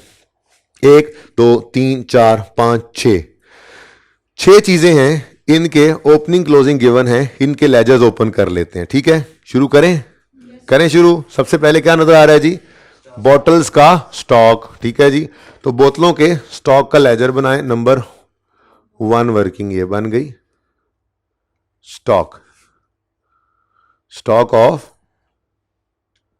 बॉटल्स जी। ओपनिंग बताएंगे 1630, 1 मिनट सिर्फ रुक के ही ओपनिंग क्लोजिंग मुझे लिखवा दीजिए, उसके बाद फिर आप साथ साथ ना कीजिए, फिर आप 1 मिनट लगा के ही लेजर्स ओपन कर लीजिएगा, ठीक है। तो ओपनिंग 1630, क्लोजिंग 1850। नेक्स्ट, सब्सक्रिप्शन किसे कहते हैं, कोई बता दे। सब्सक्रिप्शन है, डोनेशन नहीं, रजिस्ट्रेशन नहीं, मेंबरशिप भी नहीं कह सकते, कह भी सकते हैं लेकिन नहीं कहना, नहीं कह सकते। जो पैसे देते हैं पीरियोडिकली, जो पैसे देते हैं पीरियोडिकली, यानी कि बार बार। क्या मतलब, आप किसी क्लब की मेंबरशिप, आप जिम ज्वाइन करें जाके, वो क्या कहेंगे जी, आप 500 रुपये दे दें मिसाल के तौर पे एंट्रेंस फी, जिसको मेंबरशिप फी कहते हैं, उसके बाद आपने 2000 हर महीने देना है। ऐसे ही करते हैं ना जिम वाले। कितने बच्चे जिम जाते हैं वैसे, सेहत देख के तो किसी का भी नहीं लग रहा, कहाँ सा भी जाते हैं बस, ठीक है जी। तो कोई और स्पोर्ट्स क्लब है, किसी ने कोई और स्पोर्ट्स क्लब ज्वाइन, कोई स्विमिंग क्लब ज्वाइन किया हुआ है, कोई बैडमिंटन क्लब ज्वाइन किया, कोई स्पोर्ट्स क्लब ज्वाइन किया हुआ है, कोई जिम ज्वाइन किया हुआ है, तो रूटीन क्या होती है, जब आप मेंबरशिप लेने जाएंगे तो एक बार वो आपसे मेंबरशिप फी लेंगे, ठीक है, मेंबरशिप फी, ठीक है। जिम वाले प्रॉफिट सीकिंग ऑर्गेनाइजेशन है, लेकिन मैं ये कह रहा हूं कि मैंने, और क्या नाम बताया था, काशिफ ने और अजीम ने मिलकर जो स्पोर्ट्स क्लब बनाया था, हमने प्रॉफिट सीकिंग नहीं बनाया, हमने तो नॉन प्रॉफिट ऑर्गेनाइजेशन बनाई है ना, ठीक है, लेकिन हमने खर्चे तो चलाने हैं ना। अब ये भाई साहब आएंगे हमारे स्पोर्ट्स क्लब में, जिम के अंदर, कहेंगे जी मुझे एनरोल कर लें, तो हम कहेंगे ठीक है जी, आप कुछ मेंबरशिप फी दे दें, ठीक है, और हर महीने आपने कुछ सब्सक्रिप्शन पे करनी है, हर महीने आपने सब्सक्रिप्शन पे करनी है। तो वो क्या कहेगा, ये भाई क्या नाम है आपका, नुमान, कहेगा आपने तो कहा बाहर लिखा हुआ नॉन प्रॉफिट ऑर्गेनाइजेशन है। तो मैंने कहा नॉन प्रॉफिट ऑर्गेनाइजेशन तो है, लेकिन बिजली तो लग रही है ना, ठीक है, मुलाजिम तो रखे हुए हैं ना, मशीनें तो लगी हुई है ना, खर्चे तो हो रहे हैं ना, तो इन खर्चों को तो पूरा करना है, वो तो आप दे दो, हम प्रॉफिट नहीं कमा रहे, हम सिर्फ खर्चे ही पूरे कर रहे हैं। बात समझ रहे हो। तो सब्सक्रिप्शन क्या है, जो पीरियोडिकली हमारे मेंबर्स हमें पैसे देते हैं, ये भी सोर्स ऑफ इनकम है। तो नॉन प्रॉफिट ऑर्गेनाइजेशन के सोर्सेज ऑफ इनकम काफी सारे हम पढ़ेंगे, फिलहाल मैंने बातों बातों में आपको 3 को पढ़ा दिए हैं। पहला डोनेशंस, मुखैर हजरात के पास हम गए थे, ठीक है, पहला डोनेशन, दूसरा मेंबरशिप फी ली वंस जो होती है, और तीसरा सब्सक्रिप्शंस जो आती हैं, ठीक है। बल्कि एक और भी मैंने पढ़ा दिया, source of income, trading activity से जो प्रॉफिट होगा, वो भी, ट्रेडिंग एक्टिविटी से जो इनकम होती है वो भी क्या है, एक सोर्स ऑफ इनकम है नॉन प्रॉफिट ऑर्गेनाइजेशन का, ठीक है, बात समझे हो। तो नॉन प्रॉफिट ऑर्गेनाइजेशन के बहुत सारे सोर्सेज ऑफ इनकम हम पढ़ेंगे, जिनमें से मैंने 2-3 आपको पढ़ा भी दिए बातों बातों में। डोनेशन हो गया, मेंबरशिप फी होगी, सब्सक्रिप्शन हो गई, trading activity within non profit organisation हो गई, ठीक है।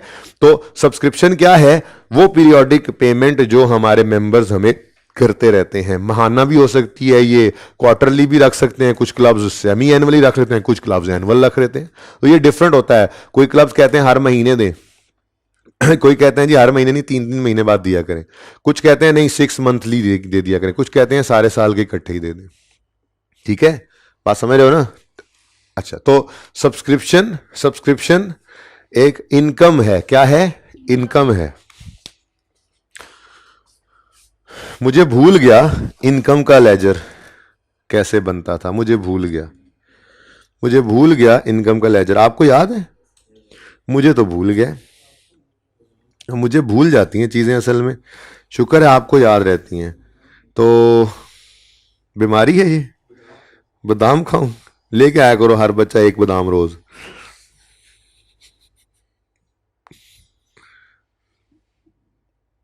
एक्रूअल्स,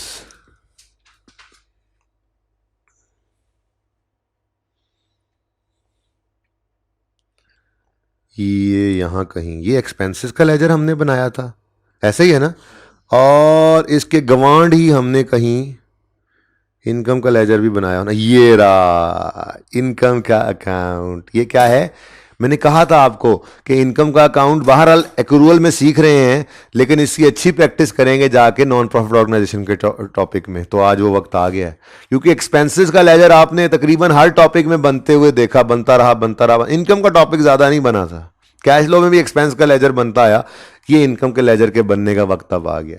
तो इनकम कोई भी हो सकती है, रेंटल इनकम हो सकती है, ये जो है वो इंटरेस्ट इनकम हो सकती है, आज हमने सब्सक्रिप्शन इनकम नाम रख दिया, तो इनकम ही है भाई।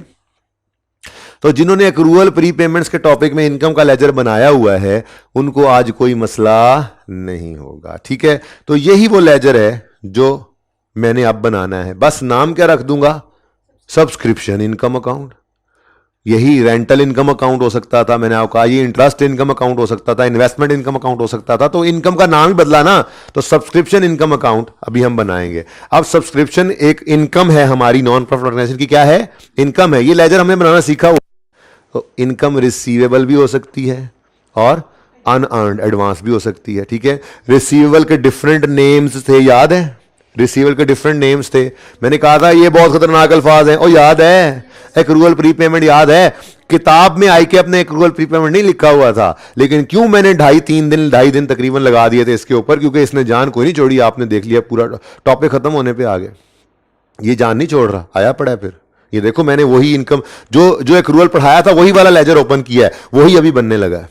मैंने आपको कहा था ये due, accrued, owing, outstanding, arrear बड़े खतरनाक लफ्ज हैं। ये अगर एक्सपेंस के साथ लगे तो पेएबल का मतलब देते हैं लायबिलिटी, और अगर इनकम के साथ लगे तो रिसीवेबल यानी एसेट, ठीक है। तो इनकम रिसीवेबल भी हो सकती है, जिसके मुख्तलिफ नाम क्या है? Outstanding, arrear, due, accrued, owing, ठीक है। ये ओपनिंग रिसीवेबल, क्लोजिंग रिसीवेबल, ठीक है। और ये रिसीवेबल क्या होता है? ये एसेट होता है। Right to receive cash in future. याद आ रही हैं बातें? हाँ, याद माजी यहाँ अजाब नहीं है, यहाँ नेमत है, ठीक है। फिर इनकम ओपनिंग में एडवांस भी हो सकती है। एडवांस के मुख्तलिफ नाम क्या है? अनअर्न्ड भी हो सकता है, डेफर्ड भी हो सकता है इसका नाम, ओपनिंग एडवांस भी हो सकता है और क्लोजिंग एडवांस भी हो सकता है। इनकम इन एडवांस हो तो क्या होती है? लायबिलिटी। क्या लायबिलिटी है? Liability to provide services in future. और कुछ याद है? फिर इनकम के लेजर में कैश किस तरफ आता है? ये मैं भूल गया, और मैं दिमाग के अंदर बेसिक की वाली एंट्री करने गया। मैंने कहा इनकम हो तो कैश आता है, कैश डेबिट, इनकम का अकाउंट क्रेडिट। तो अगर कैश इस तरफ है तो फिर इनकम की फिगर इस तरफ आ जाएगी। बस फर्क सिर्फ इतना सा है कि यहां पे हमने लिखना सीखा था प्रॉफिट एंड लॉस अकाउंट, ठीक है ना। आज जब हम ये अकाउंट बना रहे होंगे तो यहां पे हम सिर्फ लिख देंगे income and expenditure account, that's it, ठीक है। क्योंकि हम नॉन प्रॉफिट ऑर्गेनाइजेशन है ना, हम प्रॉफिट एंड लॉस अकाउंट नहीं बना रहे होते, इनकम एक्सपेंडिचर अकाउंट बना रहे होते। जो इनकम होगी वो इनकम एक्सपेंडिचर में इनकम में चली जाएगी, जो एक्सपेंसेस होंगे वो एक्सपेंसेस में चले जाएंगे। अच्छा, कोई नहीं भी लिखता यहां पे इनकम एक्सपेंडिचर, पीएनएल भी लिख लेता है तो कोई मसला नहीं, हमारी वर्किंग है भाई, वहां पे तो इनकम एक्सपेंडिचर ही बन रहा है, ठीक है। तो ये वाला लेजर अब बनने लगा है। देखो क्या बोला उन्होंने? सब्सक्रिप्शन है। मुझे सब्सक्रिप्शन का लफ्ज नजर आया, फौरी तौर पे मैंने एक लेजर ओपन किया। इधर देखो, सब्सक्रिप्शन इनकम का अकाउंट। मैं वो वाला लेजर नहीं देख रहा, आप मुझे जरा बनवाओ ये लेजर, आप बनवाओ जरा ये लेजर जी। ओपनिंग में रिसीवेबल हो सकता है और ओपनिंग में एडवांस भी हो सकता है। रिसीवेबल होगा तो लायबिलिटी या एसेट? एसेट किस तरफ आता है? डेबिट। तो ओपनिंग में रिसीवेबल भी हो सकता है, ओपनिंग में एडवांस भी हो सकता है, क्लोजिंग में एडवांस भी हो सकता है, क्लोजिंग में रिसीवेबल भी हो सकता है, ठीक है। फिर वो नहीं देख रहे हम, वो तो नकल हो जाएगी ना, नकल थोड़ी करते हैं हम, ठीक है। हम तो अक्ल मत देखो ना कश्मीरी, इधर देखो ना यार जी। क्या कहे उधर, तुम उसकी तरफ देख लो, हद हो गया। इधर देखो, उधर नहीं देखना हमने लेजर जी। ये लेजर बन रहा है। अब इनकम का लेजर है, कौन सा लेजर है जी? इनकम का लेजर है। तो कैश ने किस तरफ आना है? कैश डेबिट, इनकम का अकाउंट क्रेडिट, तो कैश इस तरफ आएगा। और फिर बैलेंसिंग फिगर यहां पर, वो जो प्रॉफिट एंड लॉस में हम बैलेंसिंग फिगर फेंकते थे इनकम की, बस मैंने यही कहा है कि प्रॉफिट एंड लॉस की बजाय इसको क्या कह दो? इसको इनकम एक्सपेंडिचर कह दो। इसी से ही कर लेते हैं जी। इसकी वजह हम क्या लिख देंगे यहां पर? Income and x I/E। बस इतना सा फर्क है, और कोई ना भी लिखे तो खैर है, वर्किंग है हमारी, तो मुश्किल या आसान, ये काम भी हमें आता था। तो चीजें बस की हुई हैं। आज का दिन कोई टेक्निकल बात ज्यादा नहीं करनी, आज का दिन सिर्फ हमने ये सवाल के फॉर्मेट को थोड़ा समझना है, बेसिक फॉर्मेट। ये वो बेसिक बुनियाद है जो 60-70% मार्क्स हर सवाल में हमें दिया करेगी, ये वो वाला काम कर रहे हैं हम, ठीक है। तो बता दो जी, सवाल की तरफ आते हैं। ये किसी ने तस्वीर लेनी है, भूल गए हैं तो ये तस्वीर ले भी सकते हैं, ठीक है। ये देखो ऊपर, incomes are recorded when goods are delivered, वो सारी बातें हैं ना, याद आ रही हैं? सारी बातें की हुई हम, ठीक है जी। ये एक्रूअल का टॉपिक हमने किया था, कितना ज्यादा काम आया। तो 2.5-3 दिन ऐसे नहीं लगाए जाते किसी चीज के ऊपर, कोई वजह होती है तो लगाए जाते हैं। अगर मैं वहां पे 2.5-3 दिन ना लगाता तो फिर हर टॉपिक में मैं खप रहा होता, हर टॉपिक में। यहां पे आके आधा घंटा मुझे इनकम, सब्सक्रिप्शन इनकम समझाने में लग जाता। क्या जरूरत है भाई, वहीं पे लगाओ 2.5-3 दिन, हर जगह इस्तेमाल भी हो, कॉन्फिडेंस भी आता है बंदे को, ठीक है जी। अच्छा जी, तो हम थे यहां जी, सवाल हम कर रहे थे। अच्छा भला बोले जी, सबसे पहले बॉटल स्टॉक हो गया ओपनिंग क्लोजिंग, उसके बाद क्या आ रहा है जी, subscription in arrear. Subscription in arrear का मतलब क्या है, रिसीवेबल या पेएबल, रिसीवेबल। ठीक है जी, तो ओपनिंग 1630, सॉरी ओपनिंग 770, क्लोजिंग 660, तो 770 ओपनिंग, 620 क्लोजिंग। जिंदगी आसान हो गई है जी। Next, subscription in advance 250 opening, 310 closing, 250 और 310। लो भाई, दो दो ओपनिंग क्लोजिंग बैलेंसेस का एक ही लेजर बन गया, जिंदगी सुकून में आ गई जी। चलें आगे, और मुश्किल तो नहीं लग रहा। Next, creditor for bottle purchases. हाँ जी, ये स्टॉक ऑफ बॉटल्स था, ये आगे creditors of bottles. Number 3, creditors bottles. उधार पे बोतलें ली ना, वो जो बेची हुई हैं आगे, क्रेडिटर्स बॉटल्स जी। ओपनिंग बता देंगे 1330, क्लोजिंग 11। समझ आ रही है लेजर से क्या होगा। अभी कल तक हम क्या कर रहे थे, इन लेजर में से वो इनकम्स दिए जा रहा था, कैश निकाल रहे थे, क्योंकि हमें कैश फ्लो बनानी थी। आज हम इनकम एक्सपेंडिचर बना रहे हैं ना, तो आज वो कैश कूश दे देगा, कैश कूश दे देगा, और हमने उसमें से इनकम्स और एक्सपेंसेस निकालने, क्योंकि हम इनकम एक्सपेंडिचर अकाउंट बना रहे हैं। ठीक है ना, इसलिए मैंने इस टॉपिक को साथ ही करा दिया, ईपीएस को आगे ले गया कि जरा मिलता जुलता काम है, जरा इजी हो जाएगा। Okay next, rent and rates accrued. Rent and rates accrued, rent क्या होता है? अच्छा, इनकम भी हो सकती है, एक्सपेंस भी हो सकता है, ठीक है ना, लेकिन रेंट एंड रेट्स ने बता दिया, रेट्स तो पक्का खर्चा ही होता है ना, रेट्स तो टैक्स वाले लेते हैं, ठीक है। तो रेंट एंड रेट्स एक्रूड का मतलब क्या है, expense payable, expense accrued payable. Income के साथ एक्रूड लगे तो रिसीवेबल, एक्सपेंस के साथ लगे तो पेएबल, ठीक है। तो रेंट एंड रेट्स एक एक्सपेंस है, इनका लेजर बना लो, रेंट एंड रेट्स एक्सपेंस। और एक्रूड है मतलब पेएबल है, अक्रूड है मतलब पेएबल या रिसीवेबल, पेएबल। पेएबल लायबिलिटी है जी, बताओ। 750 ओपनिंग, 820 क्लोजिंग। आसान काम है, मुश्किल नहीं है। लास्ट इज, अच्छा ये ऐसे फजूल सी चीज़ है, मूवमेंट भी कोई नहीं है, लेकिन चलो अब चूंकि ओपनिंग या क्लोजिंग आ गया तो लेजर बना लेते हैं, कोई मसला नहीं है, इसको देख लेंगे फिर। Number 5, Fidelity bond. Fidelity bond क्या होता है? एंड पे टाइम बचा तो बता दूंगा, वरना कल बता दूंगा, कोई मसला नहीं है, ठीक है जी। फिडेलिटी बॉन्ड, ओपनिंग कितना है 200, क्लोजिंग भी कितना है, कोई मूवमेंट नहीं है इसमें। बी एडजस्टमेंट है, बाद में देख लेते हैं जी, यहां तक कोई मसला? तो हमने क्या किया, बी एडजस्टमेंट को छोड़ के जिन जिन की ओपनिंग क्लोजिंग नजर आ रहे थे उनके लेजर्स ओपन कर लिए, कोई मसला? तो 1 मिनट के अंदर अंदर ये लेजर्स ओपन करें, 1 मिनट भी ज्यादा टाइम है, 4-5 तो चीजें हैं, जल्दी करें, इधर नहीं देखना, जल्दी करें। जो कर रहे हैं नोट, जो नहीं कर रहे अच्छी बात है, वो एंड पे तस्वीर खींचेंगे, घर जाके करेंगे, वो उनकी मर्जी है।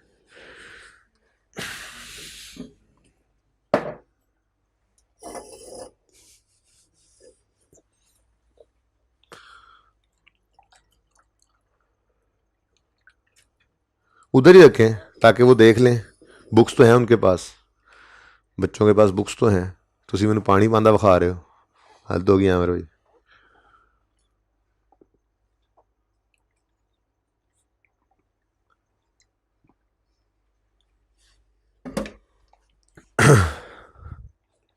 जल्दी जल्दी जल्दी।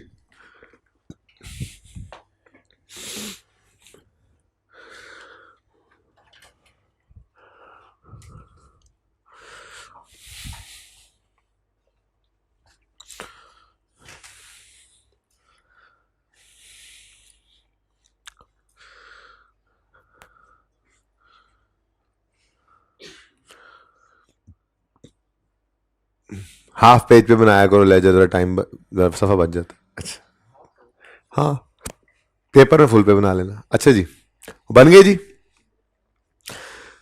इधर आ जाए आप। अब सारे सवाल की एडजस्टमेंट 2 के अलावा सारा सवाल हमने पोस्ट कर दिया है। रिसीट पेमेंट को अभी तक लिफ्ट नहीं कराई हमने, ऐसा ही है। अब रिसीट पेमेंट का क्या करना है, ये ज़रा ध्यान से देख लो। ये तो उससे भी आसान काम है। बस ये ज़रा मैं 3480 को ये ज़रा बहुत ज़्यादा इनसर्कल कर रहा हूँ कि ये बाद में भूल ना जाना कहीं एक मौके पे जाके, ठीक है। अच्छा,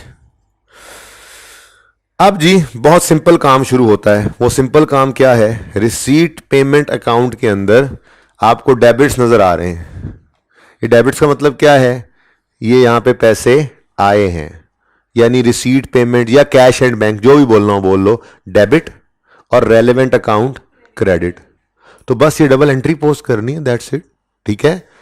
डबल एंट्री पोस्ट करनी है। ये सब्सक्रिप्शन के पैसे रिसीव हुए हैं कि नहीं हुए हैं, इसकी डबल एंट्री क्या बनेगी, कैश एंड बैंक बोलो या रिसीट एंड पेमेंट बोलो। कैश नहीं है ना सिर्फ, क्योंकि कैश एंड बैंक इकट्ठा पड़ा, पता नहीं कैश में आया बैंक में आया, तो उसने रिसीट पेमेंट बना दिया, हमारी आसानी है। तो या तो रिसीट पेमेंट बोलो या कैश एंड बैंक बोलो, आपकी मर्जी है, ठीक है। तो कैश एंड बैंक या receipt and payment account debit, subscription का अकाउंट क्रेडिट। यहां पे कैश लिखा हुआ, आपको इससे तकलीफ हो रही है, आप कैश एंड बैंक लिख लें।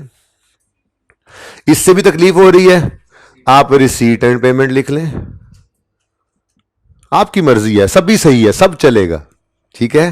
कैश एंड बैंक भी चलेगा, रिसीट पेमेंट भी, रिसीट पेमेंट तो दौड़ेगा क्योंकि इधर भी रिसीट पेमेंट है, ठीक है। तो क्या किया आपने, ये अब डबल एंट्री करनी है। ये सब्सक्रिप्शन डेबिट हो गई, रिसीट हुई है ना, रिसीट हुई है, रिसीट पेमेंट में रिसीट साइड पे नजर आ रहा है, तो ये क्या है, रिसीट पेमेंट या cash and bank debit, subscription का अकाउंट क्रेडिट। ऐसे ही नेक्स्ट क्या है, बॉटल सेल्स। अच्छा, बॉटल सेल्स का कोई लेजर नहीं है, तो उसूली बात क्या होगी, जिस चीज का, जिस आइटम का लेजर होगा उसका डेबिट क्रेडिट लेजर में फेंक देंगे, और जिसका लेजर नहीं होगा उसको डायरेक्ट ले जाएंगे जहां उसने जाना है। जैसे ये सेल इधर डायरेक्ट आ जाएगी, कोई एक्सपेंस आ जाता है जिसका लेजर नहीं है, वो डायरेक्ट एक्सपेंसेस में आ जाएगा, नो इशू, ठीक है।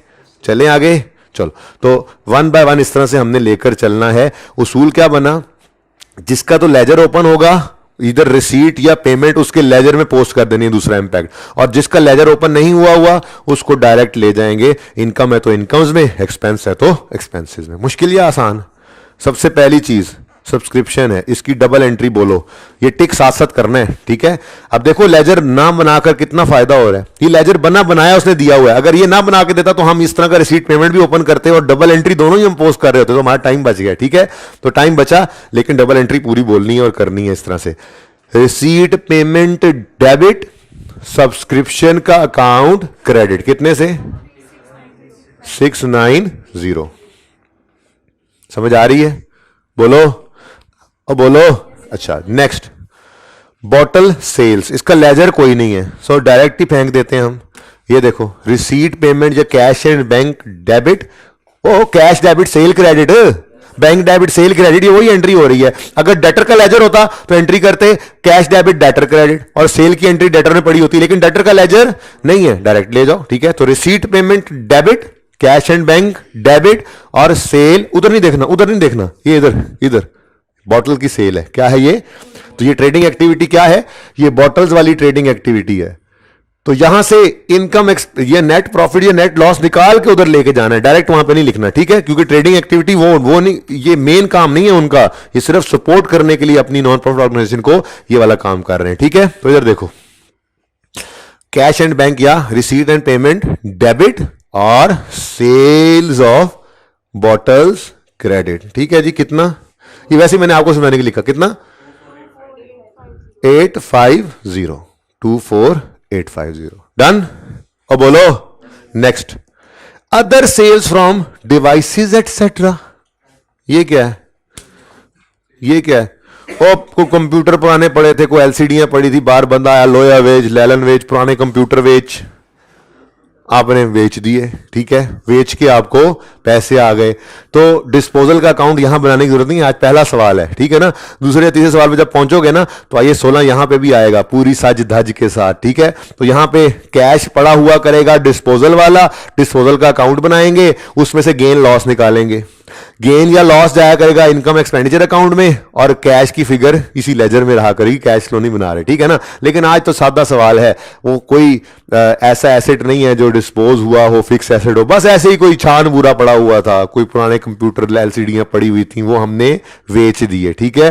तो वो बेच के कितने पैसे आए हैं, 4570। तो चूंकि लेजर नहीं है इसलिए इसको भी डायरेक्ट फेंक देते हैं। ये कैश एंड बैंक या रिसीट एंड पेमेंट डेबिट, और ये इनकम्स के अंदर अमाउंट कितनी है,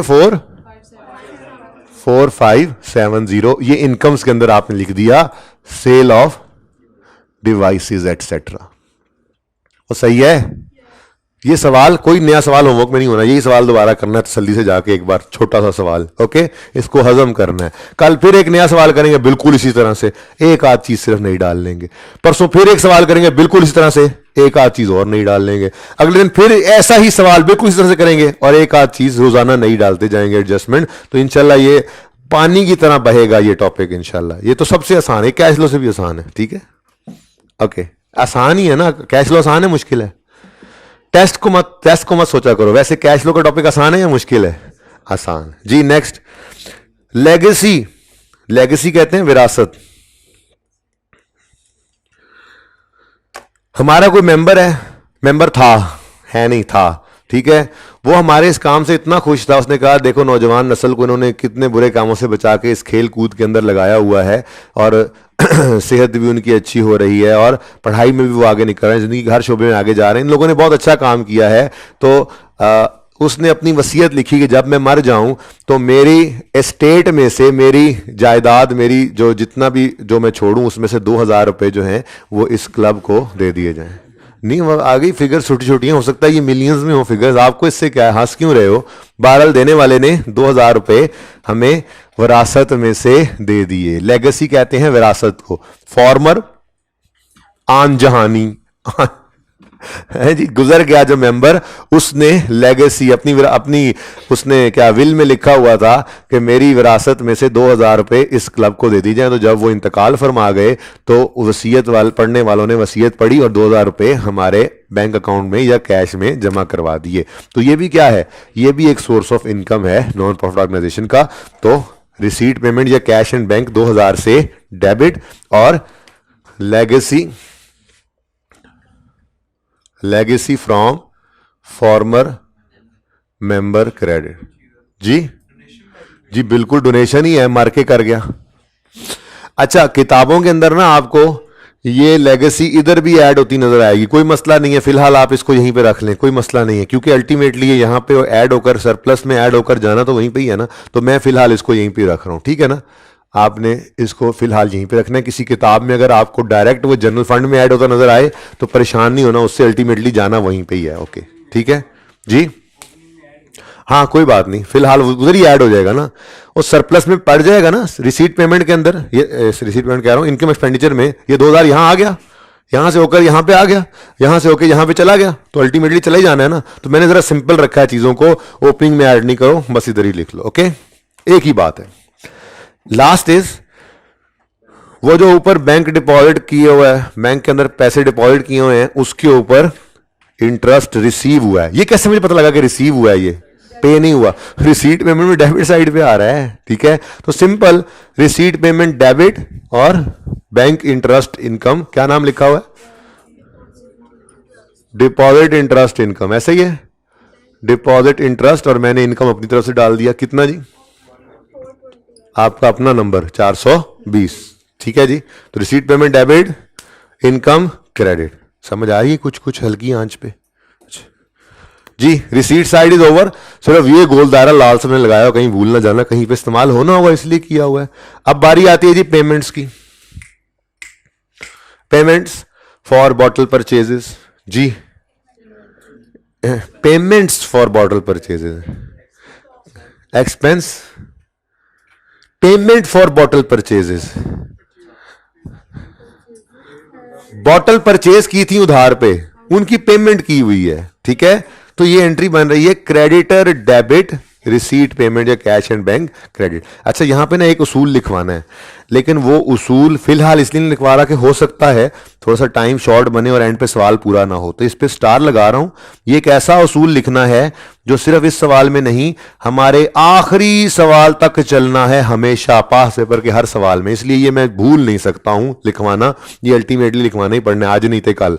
तो अगर अभी आखिर में 2 मिनट बच गए तो मैं लिखवा दूंगा, अप्लाई तो हर रोज ही करना है इसको। लेकिन फिलहाल मैं क्या कह रहा हूं, ये क्या है, पेमेंट टू क्रेडिटर, ये क्या है, ये क्या है, बोलो बोलो क्या है, ये मैं लिख भी देता हूं यहां पे, ये क्या है जी, पेमेंट फॉर बॉर्डर परचेज का मतलब क्या है जी, payment to creditors, payment to creditors, जी बोले बोले जी, एंट्री बोले, एंट्री बोले, फिर इन्वेंट्री, फिर पेमेंट है जी, क्रेडिटर डेबिट कितने से, 12230 से क्रेडिटर डेबिट और रिसीट पेमेंट क्रेडिट बोलकर इसको टिक भी तो करना है ना, रिसीट पेमेंट अकाउंट क्रेडिट, ठीक है जी। रिसीट पेमेंट लिख दो, कैश एंड बैंक लिख लो, आपकी अपनी जाती मर्जी है, रिसीट एंड पेमेंट, डन जी, क्योंकि इसका लेजर था ना, लेजर में ले आए।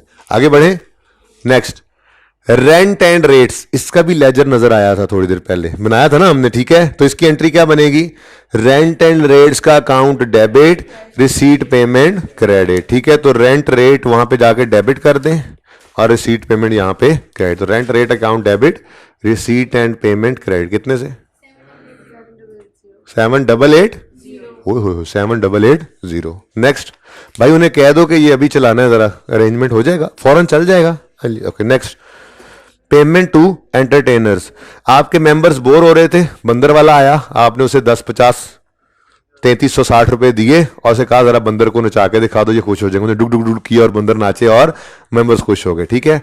खर्चा है पेमेंट टू एंटरटेनर्स, लेजर मौजूद नहीं है, डायरेक्ट एंट्री कर दो, पेमेंट टू एंटरटेनर्स, तो एंटरटेनमेंट एक्सपेंस कह दो या पेमेंट टू एंटरटेन, जो भी कह दो, एंटरटेनमेंट एक्सपेंस लिख दो इसको, या पेमेंट टू एंटरटेनर कह दो, कुछ भी कह दो। ये मैंने एंटरटेनमेंट लिखने की कोशिश की थी, एंटरटेनमेंट एक्सपेंस कह दो या पेमेंट टू एंटरटेनर, जो भी लिख दो, कोई मसला नहीं है जी। के क्या 33, ये देखो एंटरटेनमेंट एक्सपेंस 3360 से डेबिट, एक्सपेंस है माइनस लिखा, और receipt payment account credit, done. Next क्या है, प्रिंटिंग एंड स्टेशनरी, ये इसका भी लेजर मौजूद नहीं है, तो एंट्री बनी printing and stationery expense debit, printing and stationery expense debit, कितने से 1720, और receipt payment credit 1720, done. Next क्या है, जनरल एक्सपेंसेस, लेजर इनका भी मौजूद नहीं है, तो डायरेक्ट ले आओ, जनरल एक्सपेंसेस डेबिट, कितने से 4490, और रिसीट, पेट्रोल ही बड़ा लग रहा है मेरा आज आन जानते, receipt payment credit 4490। Bottle stewards wages, वो जो बोतलें बेचने के ऊपर वो लड़का खड़ा किया हुआ था, जो बोतलें खोल खोल के देता है, वो लड़के की तनख्वाह है, कितनी 8300। अब मेरा सवाल, किसकी तनख्वाह है, बोतलों वाले मुलाजिम की, तो क्या यहां पर लिखें या यहां पर लिखें, ठीक है। ये ट्रेडिंग एक्टिविटी से रिलेटेड सारे इनकम्स और सारे एक्सपेंसेस इस वर्किंग में लाने हैं, फिर यहां से नेट रिजल्ट लेकर आगे जाना है, ठीक है ना। तो बॉटल स्टूवर्ड की जो वेजेस हैं वो एक्सपेंसेस में नहीं लिखनी एक्सपेंसेस में, लेकिन उधर नहीं, इधर यहां से लेकर फिर जाएंगे, अल्टीमेटली जाना तो वहीं पे ही है, ठीक है। तो बॉटल स्टूवर्ड वेजेस यहां पे लिख लेते हैं, बॉटल स्टूवर्ड वेजेस कितनी जी 8300 से डेबिट और रिसीट पेमेंट क्रेडिट, ठीक है जी।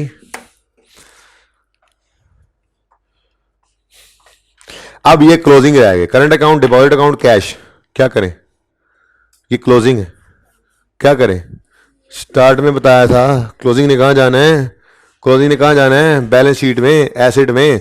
अब नॉन करंट एसेट मुझे नजर नहीं आ रहा, आ भी रहा होता तो आज माफी है, आज आम माफी है, ठीक है ना, आगे पीछे कर सकते हैं, कल से इंशाल्लाह फिर इनको अलग अलग करेंगे, करंट नॉन करंट लाइबिलिटीज भी, करंट नॉन करंट एसेट भी। आज पहला दिन है ना, ठीक है जी। तो कैश क्या किधर है जी? डिपॉजिट अकाउंट, बोलो क्या लिखा हुआ है? करंट अकाउंट, डिपॉजिट अकाउंट और कैश इन हैंड, यही लिख लो। करंट अकाउंट, फिर डिपॉजिट अकाउंट और कैश इन हैंड। अच्छा, कोई बच्चा ऐसा भी कर सकता था कि रिसीट एंड पेमेंट लिख के तीनों को ऐड कर दे, यानी ये वाला टोटल भी लिख लेता, वो भी ठीक था, वो भी चलेगा, ठीक है, लेकिन मैंने जरा खोल के लिख दिया दोनों को। तो 6400, 4600 और 30,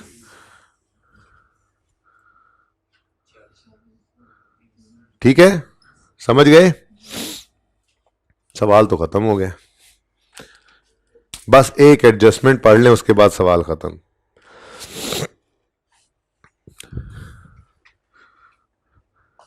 आखिरी एडजस्टमेंट क्या है?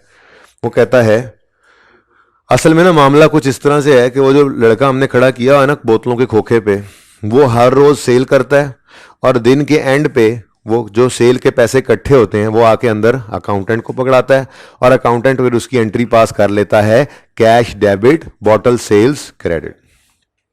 हर रोज ऐसा ही होता है, हर रोज ऐसा ही होता है। और ये टोटल फिगर हमें इकट्ठी होकर मिली हुई है। ये अकाउंटेंट सारा साल की एंट्री एक ही बार थोड़ी करता है, अकाउंटेंट ये हर रोज एंट्री करता रहा होगा और इकट्ठी होकर ये अमाउंट समरी के अंदर हमें उन्होंने दे दी, ठीक है ना। वो एंट्री करता रहा होगा, cash debit sale credit, cash debit sale credit, cash debit sale credit, हर रोज ये एंट्री करता था अकाउंटेंट हमारा, ठीक है ना, बॉटल की सेल्स की। 30 सितंबर की शाम को वो जो लड़का है उसको घर से फ़ोन आ गया कि ज़रा जल्दी जल्दी आ जाओ, तुम्हारे मामू आए हैं कराची से मिलने। और वो जल्दी में बस ताला लगा के निकल गया और 30 सितंबर वाली सेल्स अकाउंटेंट को देना भूल गया। ये कहानी लिखी हुई है यहाँ पे, क्या लिखा हुआ है? The bottle sales of 480 on the evening of 30 September 1993, साल के आखिरी दिन, हैव बीन रिटेन्ड इन खोखा, have been retained in stewards office and are not included in above receipt and payment account. रह गई वहां पड़ी हुई, सुबह आके दे देगा, लेकिन हमारे इस पीरियड की सेल है ना, तो भाई ये 480 की सेल रह गई है, सो क्या करें? रिकॉर्ड कर लें। अब ये रिकॉर्ड करना है तो इसकी एंट्री क्या बनेगी? Cash debit sales credit. इसका मतलब ये हुआ कि जो सेल 24,850 लिखी हमने उसको भी एडजस्टमेंट की जरूरत है और जो कैश ये पड़ा है इसको भी एडजस्टमेंट की जरूरत है, ठीक है। तो कोई मसला नहीं है, एडजस्टमेंट कौन सा मसला है? ये मैं अगर बॉटल्स वाली जगह, बॉटल्स मिटा दूं, जरा जगह चाहिए मुझे जी। तो 24,850 भी अनएडजस्टेड है और ये 30 भी अनएडजस्टेड है, कोई मसला नहीं है, एंट्री पास कर लेते हैं। एंट्री पास करो, बोलो एंट्री, एंट्री बोलो।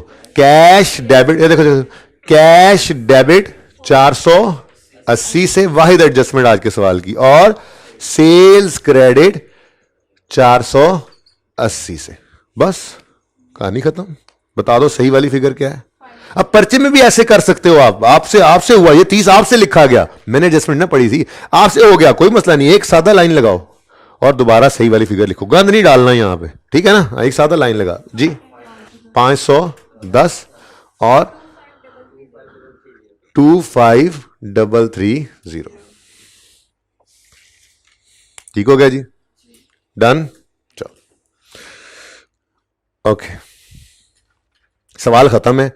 अब जस्ट बैलेंसिंग रिक्वायर्ड है, ठीक है। जो लेजर हमारे सामने है बस उनकी बैलेंसिंग कर दें जी।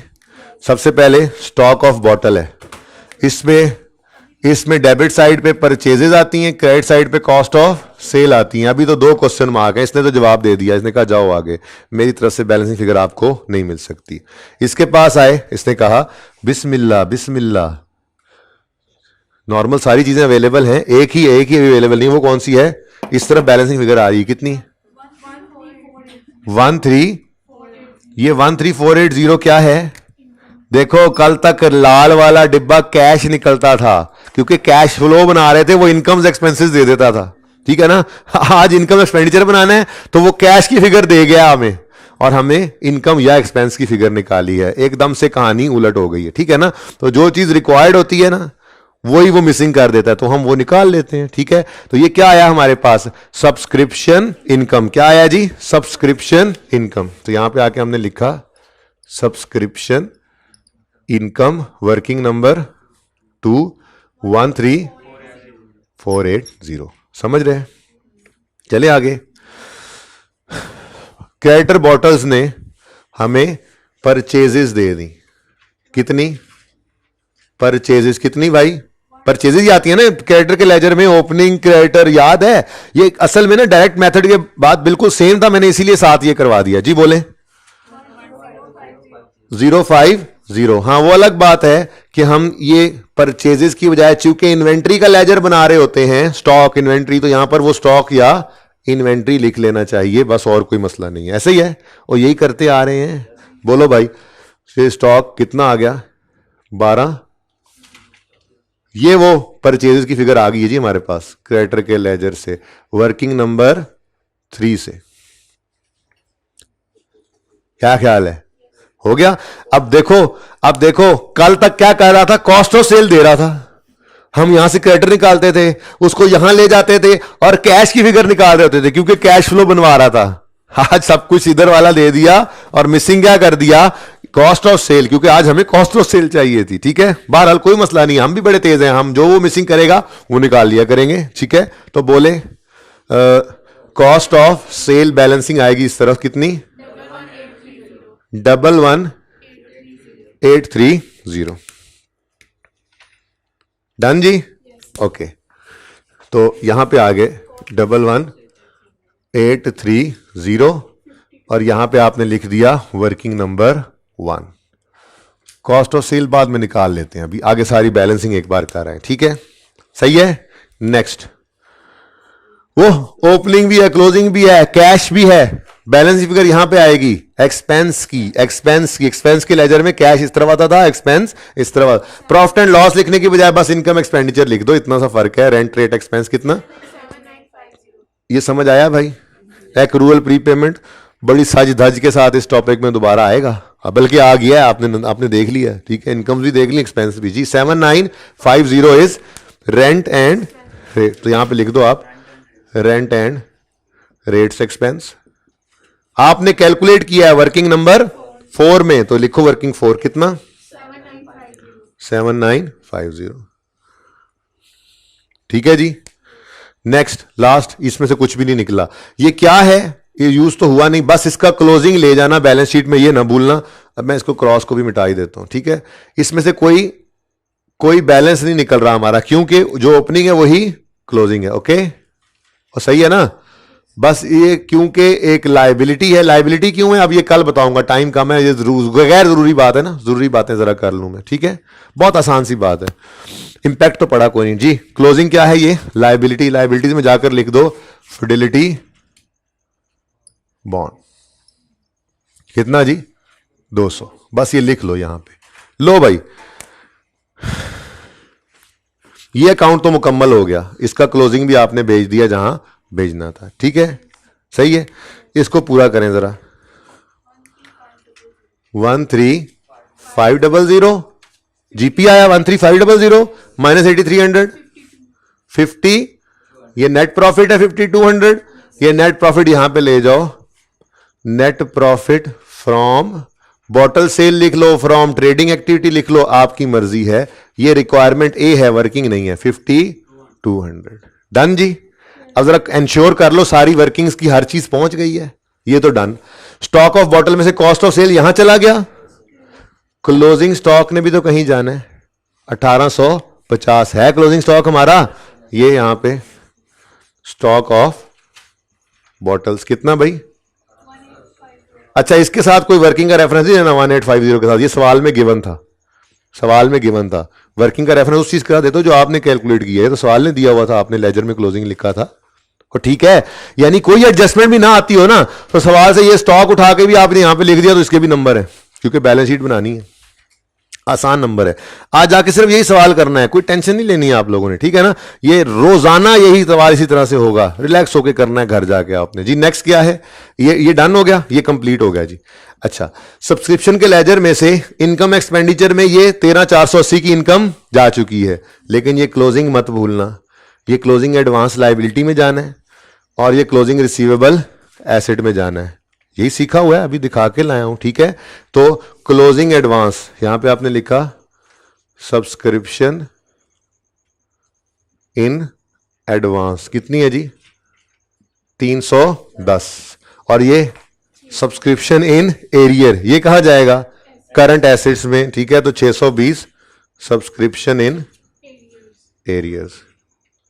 ये ना कल से हम साथ साथ किया करेंगे, जो लेजर कंप्लीट करेंगे ना उसका इनकम एक्सपेंस यहां पहुंचाया करेंगे और उसका क्लोजिंग बैलेंस शीट में ले आया करेंगे। जैसे एक्रूवल प्री पेमेंट में आपको सिखाया था, यूहूरा वाला सवाल याद है, हर लेजर में से इनकम एक्सपेंस निकाल के प्रॉफिट लॉस में जाता था और क्लोजिंग फौरी तौर पर उठा के बैलेंस शीट में ले जाते थे, बिल्कुल वैसे ही किया करेंगे जी। फिलहाल तो बता दें 620, पहले दिन बहुत सारी चीजें तरतीब से हटके होती है ना, सिखाना होता है जी। क्रेडिटर बॉटल्स का ये 12,050 इधर चला गया, ठीक है। और क्लोजिंग क्रेडिटर्स ये लाइबिलिटी है हमारी, कहां नजर आएगा, तो क्रेडिटर्स बॉटल्स जी कितना 1150, बॉन्ड पहले ही पहुंचा दिया हमने, ठीक है। तो ये सारे के सारे लेजर्स कंप्लीट हो गए हर लिहाज से, ओके सही है। अब कुछ बचा तो नहीं, कुछ बचा है, हाँ ये भी जाना है, बिल्कुल जाना है, ये मैंने वैसे ही डबल टिक कर दिया। 820 ये रेंट एंड रेट पेएबल है, रेंट एंड रेट एक्रूड है, तो ये भी लाइबिलिटीज में जाएगा। जगह ही कम है, यहां लिख दूं रेंट एंड रेट्स पेएबल, या एक्रूड ही लिख लो आप, जो लाइबिलिटीज में आना है। ये कितना जी 820, ये मैं लिखना भूल गया था जी। डन, आपकी तरफ से ही आया तो मतलब थोड़ा बहुत समझ आ रहा है। क्या आपने बताया जी 820 रह गया, टोटल करा दो, टोटल सारे टोटल्स ऐड, और यहां कुछ रह तो नहीं गया 81, कश्मीरी सोल्यूशन ओपन करके बैठा है, कश्मीरी आई, ये सोल्यूशन में 8150 ही आ रहा है। सोल्यूशन ओपन करके रखोगे तो दिमाग क्या चलेगा, 8150 नहीं आ रहा। अच्छा जी, ये क्या है रिसीट, रिसीट इनकम्स ज्यादा हो गई एक्सपेंसेस से, तो ये सरप्लस आ गया। क्या आ गया जी हमें सर, अगर डेफिसिट आता तो यहां नेगेटिव साइन आ जाता, अब सरप्लस है तो यहां पे जाकर ऐड कर दो, जैसे नेट प्रॉफिट निकल के यहां आता था, सेम 8150। अब बस एक मसला रह गया अभी भी, ओपनिंग जनरल फंड का पता ही कोई नहीं है। अगर वो पता लग जाए तो प्लस सरप्लस करें और सवाल ही खत्म हो जाए। हाँ, कुछ कुछ याद पड़ रहा हो आपको कि हमने अकाउंटिंग इक्वेशन पढ़ी थी। अकाउंटिंग इक्वेशन में हमने कहा था जी एसेट्स इक्वल होते हैं कैपिटल प्लस लायबिलिटीज के।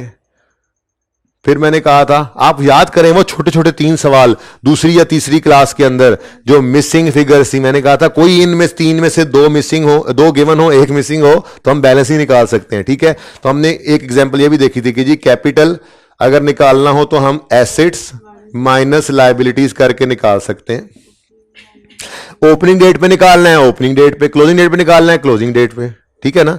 अब आज सवाल के अंदर कैपिटल की बजाय फंड नाम की चीज आ रही है, बाकी सब तो सेम ही है, ठीक है। तो यहां पर हम क्या लिख देंगे, यहां पे क्या, बल्कि यहां पे लिखता हूं मैं, कैपिटल की बजाय हमारी accounting equation non profit organisation में क्या बन जाती है, बोलो, एसेट्स इक्वल होते हैं फंड्स प्लस लायबिलिटीज के। देख लो, एसेट्स बराबर होते हैं फंड्स एंड लायबिलिटीज के, ये लिखा हुआ, ठीक है ना। तो फिर फंड्स अगर निकालने हो तो क्या करोगे, एसेट्स माइनस लायबिलिटीज करोगे। क्लोजिंग डेट पे फंड्स निकालने हैं तो closing assets minus closing liabilities. Opening date पे फंड्स निकालने हैं तो opening assets minus opening liabilities. अब मुझे फंड्स किस दिन रिक्वायर्ड है निकालने, ओपनिंग डेट पर, तो मैं यहां पे क्या लिख दूंगा, ओपनिंग एसेट्स में से माइनस कर दें ओपनिंग लायबिलिटीज को। अब मेरा मशवरा यह है कि सवाल से ओपनिंग्स मत उठाना, सवाल से ओपनिंग्स मत उठाना। ओपनिंग्स सवाल से, इसलिए ये आज वाले सवाल में तो सारे सवाल में नजर आ रहे हैं ना, लेकिन अगले सवालों के अंदर सारे सवाल के अंदर नहीं पड़े हुआ करेंगे, कुछ आप वर्किंग से खुद भी ओपनिंग निकाला करोगे। इसलिए मेरा मशवरा ये है कि आप ओपनिंग बैलेंसेस हमेशा अपनी वर्किंग से उठाया करना, ठीक है। अब कौन कौन से ओपनिंग्स हैं? ओपनिंग स्टॉक पड़ा है, एसेट है। ओपनिंग रिसीवेबल है, ओपनिंग अनअर्न्ड है, ये एसेट है, ये लायबिलिटी है। ओपनिंग लायाबिलिटी है, ओपनिंग लायाबिलिटी है, ओपनिंग लायाबिलिटी है। और जो आप भूल जाओगे कैश एंड बैंक, ये भी ओपनिंग है, ठीक है। तो इसलिए ये आइंदा से ना, आइंदा से सबसे पहले इसको लिखा करेंगे, जहां लिखना होगा वो मैं लिखना सिखाऊंगा, ठीक है ना। फिलहाल तो मैंने आपको ये कहा कि ओपनिंग फंड चाहिए, उसके लिए सारे ओपनिंग एसेट्स में से माइनस कर दो सारी ओपनिंग लायबिलिटीज, तो क्या आ जाएगा? ओपनिंग फंड, ठीक है। क्या है सबसे पहले? 3480, ये क्या है? एसेट, ओपनिंग एसेट, क्लोजिंग नहीं, क्लोजिंग बैलेंस शीट में चला गया। ये क्या है? Opening asset. इधर देखो 3480, मैं ऐसे लिख रहा हूं आज। ये वर्किंग ऐसे नहीं किया करेंगे, आज ये वर्किंग हो रही है, वर्किंग 6, आइंदा ये ब्रैकेट में ही हुआ करेगा। आज पहला दिन है ना, इसलिए वर्किंग, क्योंकि इतना सिंपल है। कैलकुलेटर पे आपने लिखते जाना है asset less liability plus asset less liability plus net के अंदर आपका ओपनिंग फंड आ जाएगा। लेकिन आज पहला दिन है, इसलिए सब कुछ खोल खोल के। जी ओपनिंग हो गया। नेक्स्ट ओपनिंग 1630 क्या है? एसेट 1630 एसेट्स में ऐड कर रहा हूं। नेक्स्ट ओपनिंग में एसेट भी है और लायबिलिटी भी है, तो 770 एसेट और 250 लायबिलिटी, टोटली करना है ना। Next opening liability 1330, next 750 opening liability, next 200 opening लाय, तो ये एसेट्स आ गए, इनका टोटल कर दो।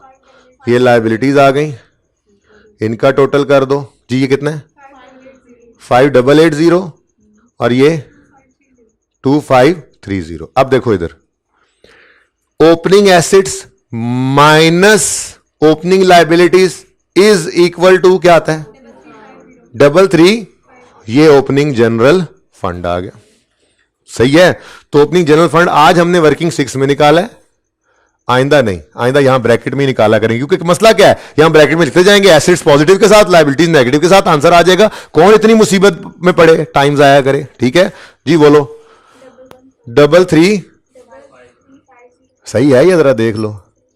Okay 3350 plus 8150 opening general fund plus surplus is equal to है 11500, ये क्लोजिंग जनरल फंड आ गया। ठीक हो गया जी, कोई समझ आई है?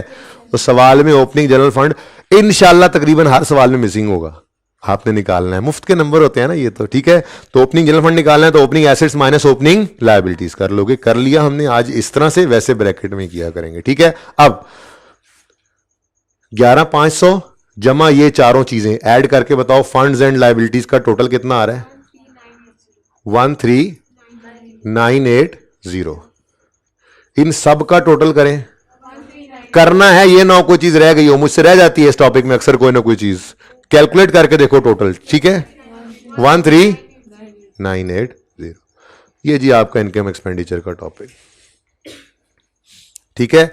कितने बच्चों को लगता है कि यार ये आसान ही है, बस पहले दिन कैसे मुश्किल लग रहा है? मतलब कि आपने सिर्फ आज ये सवाल दोबारा करना है, और मैं आपको कह रहा हूं कि रोजाना हमने हर सवाल इसी तरह से करना है। सिर्फ एक नई चीज, एक नई एडजस्टमेंट, एक नया कॉन्सेप्ट ऐड करते जाएंगे। कॉन्सेप्ट इसी में फिट होगा, ना फॉर्मेट ने बदलना है, ना तरतीब ने बदलना है, ना सवाल के तरीके ने बदलना है होने ने, ठीक है। हर चीज बिल्कुल ऐसे ही चलेगी अगले 5-6 दिन, रोज हम इसी तरह से सवाल करेंगे, ठीक है जी। आपने सबसे पहले फॉर्मेट बनाना है, इनकम एक्सपेंस लिखकर पहला सफा छोड़ देना है। उसके बाद आपने बैलेंस शीट का फॉर्मेट बनाना है, opening general fund plus surplus या लेस डेफिसिट हो सकता है, ठीक है। उसके बाद लायबिलिटी की हेडिंग देनी है और एसेट की हेडिंग देनी है, कहानी खत्म। जिन जिन के ओपनिंग क्लोजिंग है उनके लेजर्स ओपन करने हैं। अगर कैश एंड बैंक या रिसीट एंड पेमेंट का लेजर बना हो तो आपने दोबारा नहीं बनाना। उसके बाद ओपनिंग क्लोजिंग लिखने के बाद रिसीट पेमेंट से आपने डेबिट क्रेडिट दूसरी तरफ पोस्ट कर देने, जिनके लेजर हो लेजर में, जिनके लेजर ना हो डायरेक्ट। उसके बाद लेजर्स को बैलेंस करना है और आपने चीजों को पोस्ट कर देना है। इनकम एक्सपेंसेस इनकम एक्सपेंडिचर में चले जाएंगे, क्लोजिंग बैलेंसेस बैलेंस शीट में चले जाएंगे, और अगर जनरल फंड ओपनिंग मिसिंग हो तो ओपनिंग एसेट्स और ओपनिंग लायबिलिटीज को नेट करके बना लेंगे। साथ साथ भी पढ़ सकते हैं, देखेंगे। ठीक है, फिलहाल ये सवाल जैसे करवाया वैसे ही कर लेना। ठीक है जी, तो होमवर्क के अंदर मैं एक नया सवाल दे दूं, यही सवाल दोबारा कर लीजिएगा। जिंदगी रही तो कल मिलेंगे। अल्लाह हाफिज।